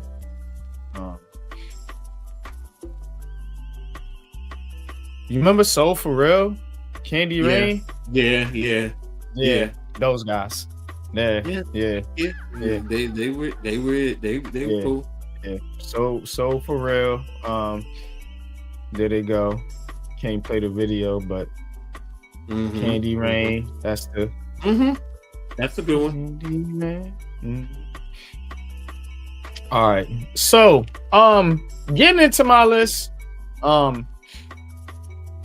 Look, we're gonna do top 5. There you go. Number 5. Hit him with number 5. Number 5. Number 5 is Mobb Deep, bro. Mobb Deep, man. Prodigy Havoc. You know what I'm saying? R.I.P. Prodigy, man. But bro, Mobb Deep was hard gangster back in the day, bro. You know what I'm saying? Man, you know what I'm saying? Shook Ones, Quiet Storm. You know, Hell on Earth. Woo! You see what I'm saying? Like We, The Infamy. Like these albums, man, was bumping in my Walkman. That's how I go back. Yeah, I'm showing my age a little bit, whatever. I don't give a damn. They was bumping in my Walkman. Why you think I like these type of headphones? It's going, who's getting it in, bro? It's the real hip hop. It's like, bro, Mobb Deep, man, legendary from Queens. You know, Queensbridge. All right. Number 4, gonna go back a little bit further. Number 4. Run DMC. Yeah. I knew that was gonna hit you, coach. Run DMC, man. Hey, bro. You know what I'm saying? It's like that. Walk This Way. Like it's you got a lot of hits with Run DMC, but that era, man, you kind of felt like that era was their era, you know, as far as a group, a trio, because look at the code. You see what I'm saying? Look at how they dressed, how they was some bros. Like it was a culture movement. Like this Run DMC is culture, New York culture. Like when you talk about artists and as far as being some of the pioneers of hip-hop, you always go back to Run DMC. You always hear those names: Run DMC, Heavy D, you know what I'm saying? Cool G Rap. Yeah, we're gonna get into it. You know what I'm saying? KRS-One. Yes. You know what I'm saying? Rakim. You always hear those names as being the pioneer. Big Daddy Kane. You always hear those names as being the pioneers of rap, man. Run DMC is definitely one of those, man. Shout out to them brothers, man. Yeah, man. This is what I'm talking about, man. Number 3, again, another one of my man, yo. Number 3. This is what I mean by groups that I listen to. You know what I'm saying? You see what I'm saying? Like, hey. From when you talk about just the New York, that vibe that I came through, this era, Tribe Called Quest, come on, man. Come on, man. You know what I'm saying? Another legendary group. You know what I'm saying? Called it 90s backpack rap. You see what I'm saying? Because you had your backpack and your Walkman when you was listening to this shit. I'm trying to tell y'all, get y'all the vibe. You know what I'm saying? All these people on this list. This is my era music right here. To the fucking core. You know, I wish we could hit some songs for y'all, man, but hey, one day we shall be free. But yeah, man. Tribe Called Quest, man. Gotta love it, man. Q-Tip, Phife Dawg. All right, man. Y'all ready for number 2, man? We going up to the big dogs. Number 2. They could have been number 1. They could have been number 1, but you probably know who number 1 is only because of the immensity of what they did, man. But to me, as far as just music, this is the best fucking group right here. Box. See what I'm saying? Like just when you just breaking down bars, it's these guys. We already know what Jada do, but what you don't know is that Sheik Luch spit off the dome. He don't write shit down. You know what I'm saying? I mean, Styles P and Sheik is a poet. He a poet. Yo, these guys, man, I'm telling you, from Yonkers, definitely, man. Like I said, could have been number 1. Hey yo, and Jada, man, top 5. You got top 5 artists in your group. Yeah, it elevates you, you know.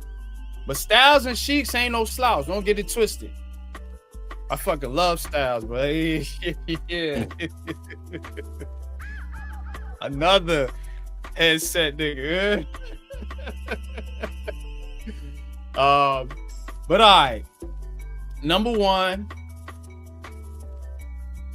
Number 1. If you know music, damn hip hop, music, worldwide, you know about Wu-Tang, and Wu-Tang is from New York, all parts of New York, Staten Island, some of them from Brooklyn, some of them from Queens, you know what I'm saying? So they from everywhere in New York.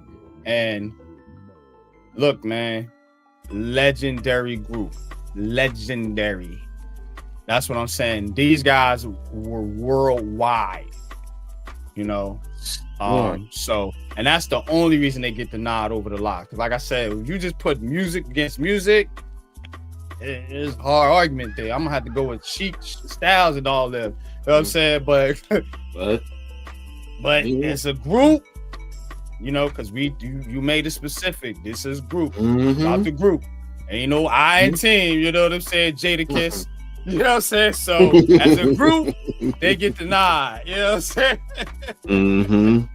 As a group, they get the nod, man. Shout out to the Root. You know what I'm saying? I've met a few of those cats, man. You know what I'm saying? Deep-minded brothers. You know what I'm saying? Culture brothers. When you talk about culture, you talking about Wu-Tang. You know what I'm saying? They definitely help put a lot of things out there, man. You know, when it comes to knowledge about self, knowledge of self. So, yeah, man, that's my list.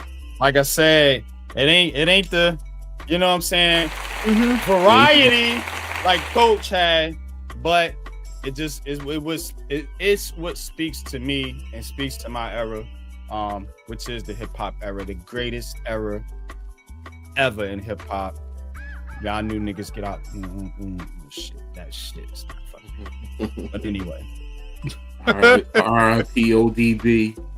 Man, definitely, man. ODB was trying to tell y'all something too. He was listening to him before he asked. You know what I'm saying? Trying to give y'all that knowledge of who y'all really are, where y'all really come from. But anyway, what you think, Coach, man? Excellent list, man. Yo, you know, I love the locks, especially Jada. I can't lie. You know, Mobb Deep, man. Oh my gosh, man. I mean, man, ain't no thing. Ain't no thing as halfway crooks. I mean, come on, man. I mean, look, I'll throw you something. De La Soul. De La Soul was an audible mention. Yeah. De La Soul. You can go League put in the chat MOP. MOP was definitely a group underrated. One old one for you. UTFO crew. I know that's my era. That's old. That rocks with Run DMC back in the 80s, but you know, the Doc, Kango, I mean, you know, so yeah. Onyx. Onyx is another one, yup. Yes. Yeah, Onyx. I mean, there's so many that I mean, that's my era though, man. That man, that era, man. They've named it backpack rap. That's a good name for it though, man. Like, you know what I'm saying? Like backpack rap, because that's literally what you was doing when you was doing it, and you had the tapes in the backpack. You know what I'm saying? But man, greatest era ever of music, in my opinion. Damn it! Who you forgetting me? Coach? Forget one of the yeah, it's a hip hop group. What you call it? Oh, wait. Forget it. I can't. It's gonna bug me. It's really gonna bug me, man. All right. We can get into it a little bit later, man. But definitely appreciate this, man. Definitely appreciate this. Hey, Smith & Wesson, yeah. All right, let it go, Ed. Let it go. Coach. Yeah. Coach's Corner, man. If you're ready for it. Yeah, I got it prepped and ready. Right now, the Knicks have took a 6-point lead with Josh Hart at the line. Hart 9.7 rebounds, 2 assists. I'm gonna try to slide some NBA game calls in here now that he got this back up and running. Can't say it'll be Knicks or Nets, because I'm not paying for Yes Network to get New York shitty basketball out here in Virginia. So it's just gonna be whatever they play on TV. But I'm gonna try to slide some basketball calls in here. We could have called this game actually, but I'd rather do Heart of the City. Cave got the game on right now. He's calling. Cave, that's right. Cave is calling the game. And we might not still be on because they right now in the third quarter. But if he's available to give us an update, I'll send Cave the signal so he can stop it. But we may be off by then because we about to get in the Coach's Corner. Yep. I know you got some news on the ladies, as well as these college teams, man. I really want to hear what's going on with Rutgers and Syracuse. I got something for that. Yeah. So we'll get into that here right now. Coach's Corner, man. Let's kick it off, man. Let's finish strong.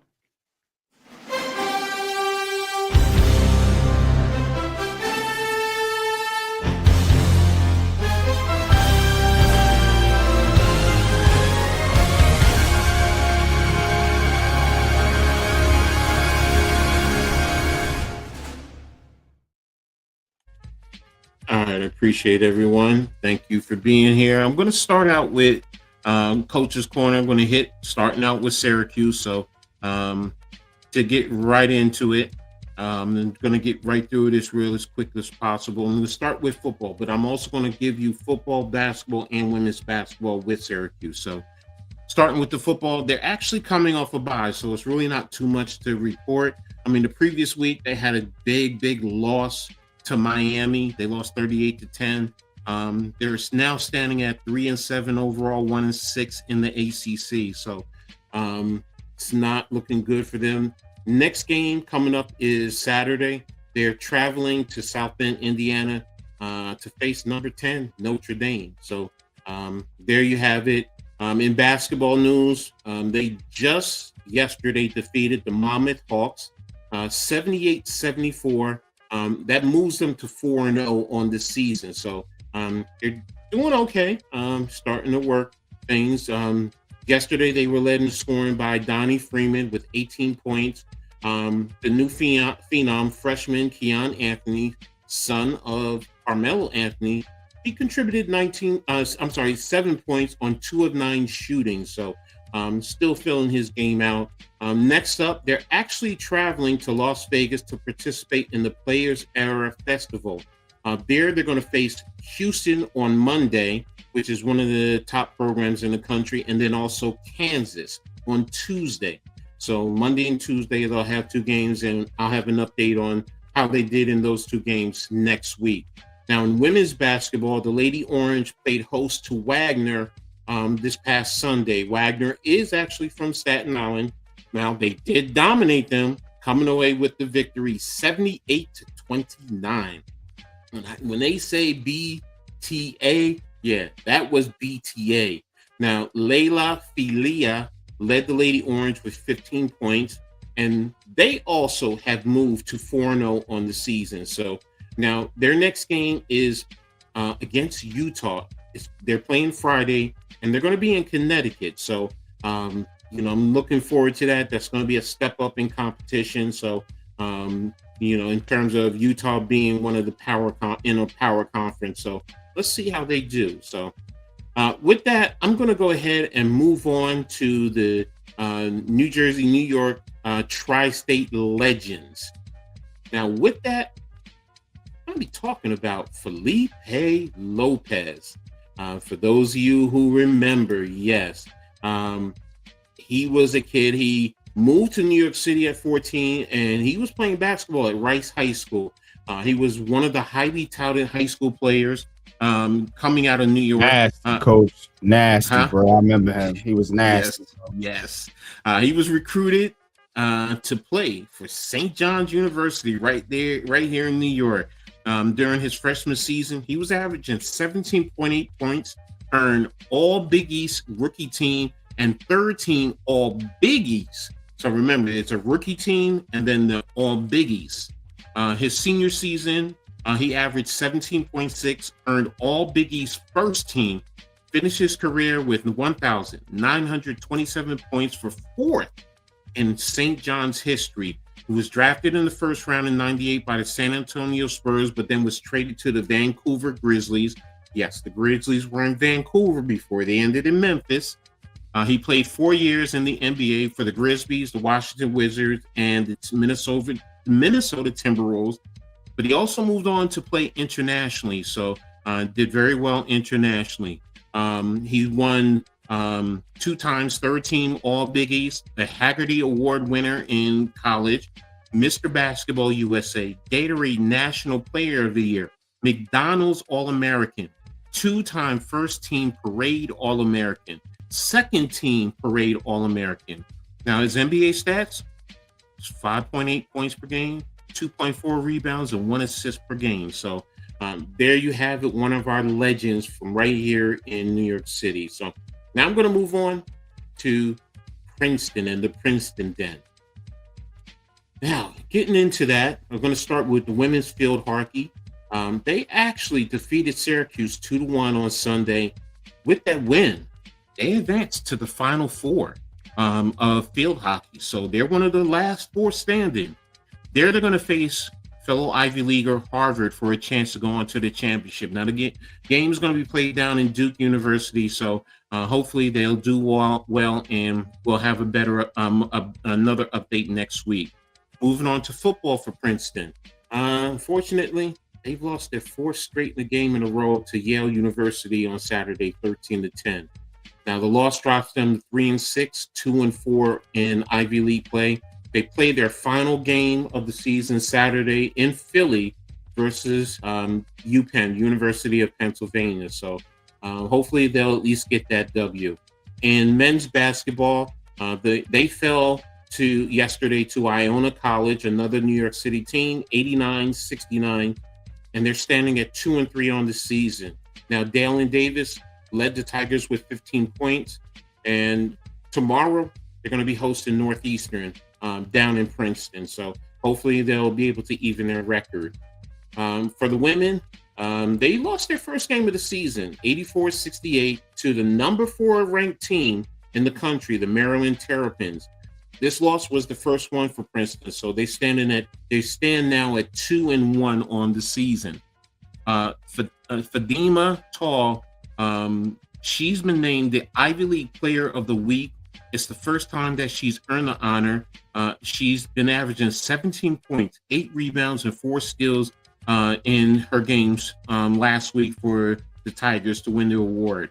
Now, their next game is actually tonight. They were hosting Rice, so next week I should have an update. I just don't have it right now. Now I'm going to move on to Rutgers news. Moving on, and we're going to talk about the football. Rutgers actually is coming off a bye. So the previous week they hosted Maryland and came away with the win. Right now on the season, they're standing at 5-5. This week, they have a massive task at hand. They are traveling to Columbus, Ohio to face the number 1 team in the country and the Ohio State Buckeyes. So let's see how they stand. Right now they're not favored and they're a big major underdog. So Antoine Raymond, running back for Rutgers, he was named one of the 10 finalists for the Doak Walker National Running Back Award. So he's on that list. He's been doing very well, already over 1,000 yards. So going to keep an eye out on that. So we'll see how he goes. Moving on to basketball, the men moved to 4-0 yesterday, beating American University 80-71. Dylan Grant led Rutgers with 22 points on 7 of 12 shooting. So he's starting to round out a little bit. He was one of the highly recruits last year, along with Harper and Bailey. So he's starting to gel, starting to do well in terms of leading. We'll see how it goes. Their next game is Friday against Central Connecticut State in Piscataway at Jersey Mike's. After that, they're traveling also to Las Vegas to play in the Player Era Festival. They're going to be taking on Tennessee on Monday and Notre Dame on Tuesday. So we're going to see how they're doing. In basketball, college basketball, teams are rated through the KenPom. So if you're familiar with it, keep an eye on that. It's not looking good for Rutgers, though, because after each win, they keep dropping. They went from 92 to 95 after yesterday's win. So they're expecting Rutgers to be blowing these teams out, and there's cause for concern. So also in news for the basketball team, they received a national letter of intent from guard Amari Wooten. He's actually the number 9 player from New York. So he's going to be coming in next year in the class of 2026. They also, the men's basketball team, it announced it will recognize its second grouping of the Knights of Honor class when it inducts Scarlet Knights legend Calvin Troy from 1981, Roy Hinson from 83, and John Battle from 1985. The Knights of Honor program celebrates a distinguished class of men's basketball players who represented Rutgers at the highest level, both on and off the court. So there you have it. And in women's news, the Lady Knights moved to 4-1 with a 59-49 win over FEU Teaneck on Sunday. Sakara Perkins led Rutgers with a career high 17 points. She's a young player. She's a second-year player, and she's developing her game. So I'm going to keep an eye on how she's doing. Their next game, they travel to Alabama to face Auburn on Thursday. So that's it for Rutgers. And I'm going to give you a little tidbit in terms of Coach's Corner. Yesterday, Cave and I did our WNBA show, and I read an article that the league offered the players union a contract where the minimum players are going to be can make $220,000 a year. The average is about $460,000, and the top players can make up to $1.1 million per year. So, and this is in conflict because there are other leagues. There's a new league coming out. Cave and I talked about it yesterday. You have the Unrivaled. Some of the players are also signing with a Project B that will be in Europe and China. You have NECA and Alyssa Thomas who signed. So WNBA had to do something. So, and that directly impacts, of course, our New York Liberty. So there you have it. That's Coach's Corner. Stay tuned for more next week. Back to you, NYG.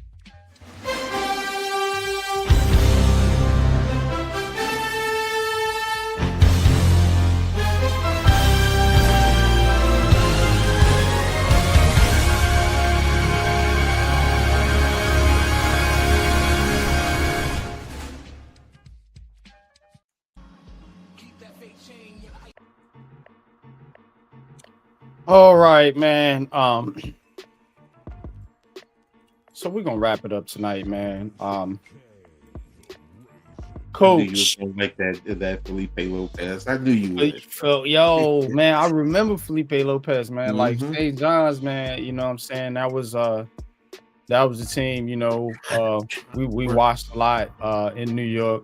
You know, the college basketball team. You know, I was a Carolina fan, but you know, also like St. John's too, because they was local, you know, St. John's and Syracuse, man. But St. John's, man, they always had some good players, man. And I remember Felipe Lopez, you know, being one of those stars, man. Now, when he got to the NBA, it ain't really work out for him, but you know what I'm saying? Yo, he was dynamite in college, you know what I'm saying? He was cooking, man, in his early days, but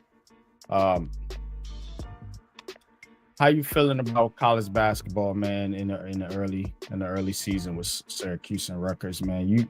Do you think it's too early to tell what? For Rutgers, I'm concerned. Some of the fan base has projected them to win about 15 games, and I'm going to be honest. From what I've seen, it leaves me wondering if they will be able to. Syracuse, I've been peeking a little bit. I think they're going to be all right. You know, it's just going to take them some time. You know, but I think they'll do well. Of course, in the ACC, I think they'll be a middle of the pack program. So, but they'll be competitive.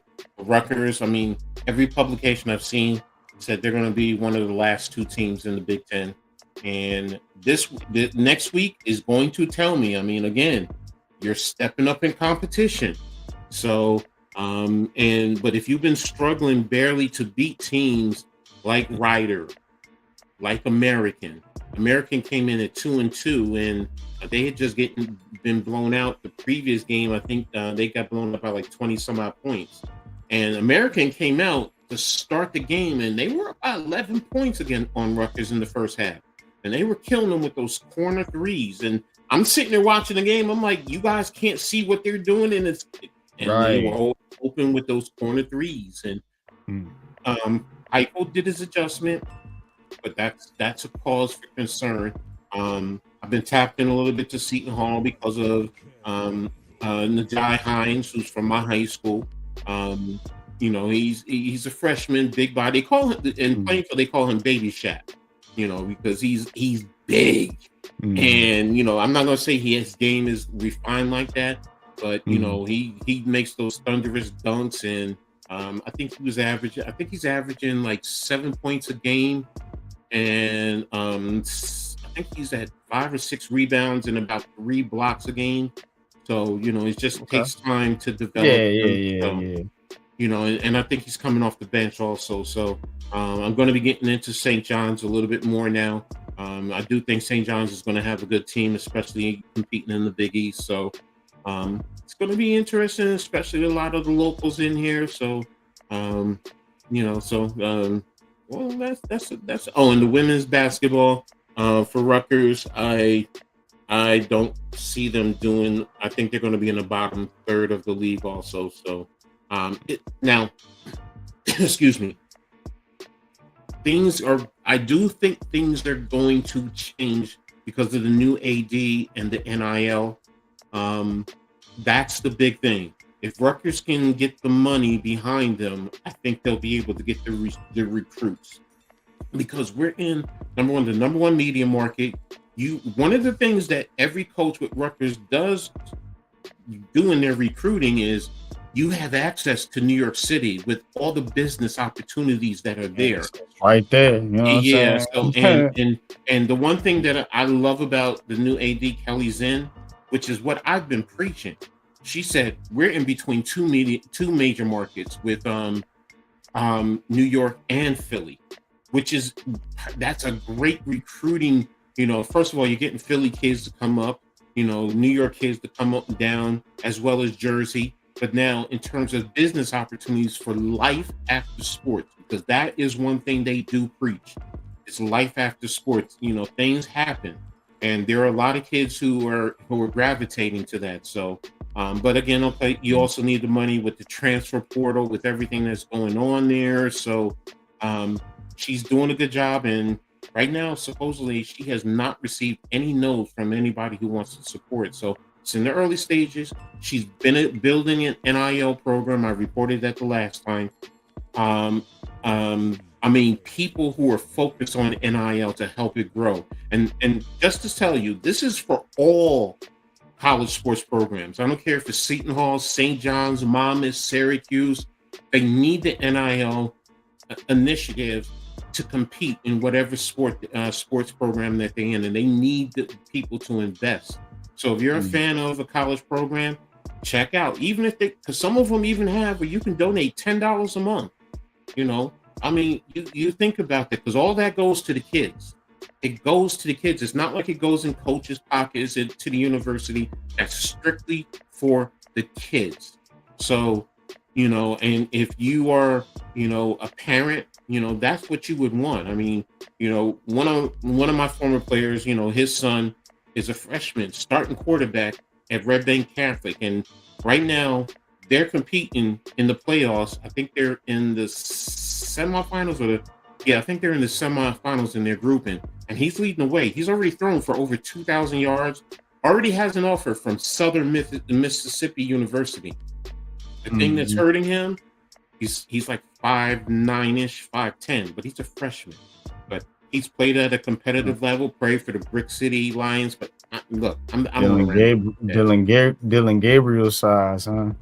Yeah, but Ramir is going to grow. And when I tell you intellectually, because I know his father, he coached for me, played for me, one of the smartest players ever. And he always said, Pops, you really helped my game grow, because there's things that I taught him in terms of seeing the game, in which he's now. But getting back to the NIL, that's what, fans need to do. If, you got your program, reach out, see whatever they ought to do. If you want to do $10 or $100, whatever, you got the big bucks, that will help, especially in this local market, keep a lot of kids home. Because that's really what I want to see. All the local kids, New York City, playing in the New York area, whether it's St. John's in basketball, Syracuse football, basketball, Rutgers, I don't care. Support their programs, because, we are in the biggest market. So to me, thinking, I'm like, if you get the businesses, if we get the fan bases behind, why can we not dominate in recruiting? And this market, man, you would think, man, especially for basketball, it would be, you will have a floodgate of players. You know, football too, man. But you know, just with New York City alone and the basketball talent it produces, you know what I'm saying? So, but I mean, you know, and Rutgers is closer than Syracuse, so you should be able to play in a major conference. Think about Big Ten, and that's all football, basketball. They compete. So that's why, to me, it's like, you know, we gotta do what we gotta do to build it up, man, and to support these programs. You know, I mean, even if you're supporting Syracuse, you know, and Coach Fran Brown is doing recruiting Jersey, so you know these kids are, you know, they're going away, but they're not too far. You know, because some kids want to do that. So hey, that's fine. You know, just be here in this market. So there you have it, bro. And keep an eye out. We're definitely gonna keep an eye out on, you know, because that article that I talked about, the contract was in The Athletic. So I'm gonna see, you know, how much more info I can get on that. So because it was, I read it like 2:00 this morning. So I mean, I was up. So you know, but there you have it. All right, we're gonna wrap it up, man, for the night. Yeah, man, good episode, man. And gonna see you on the next one, man. The Knicks right now are in a battle, a dog fight with the Mavericks right now. Mavs up 98-96 in the fourth quarter.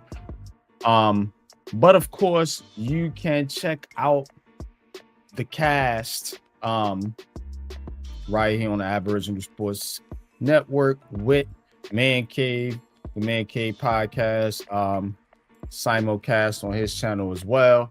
So go check that out, man. Go check out the Knicks Mavericks finale. You know, last few minutes of the fourth quarter. D'Angelo Russell, 22 points, 9 out of 14, 4, 7 for 3, and 7 assists. Former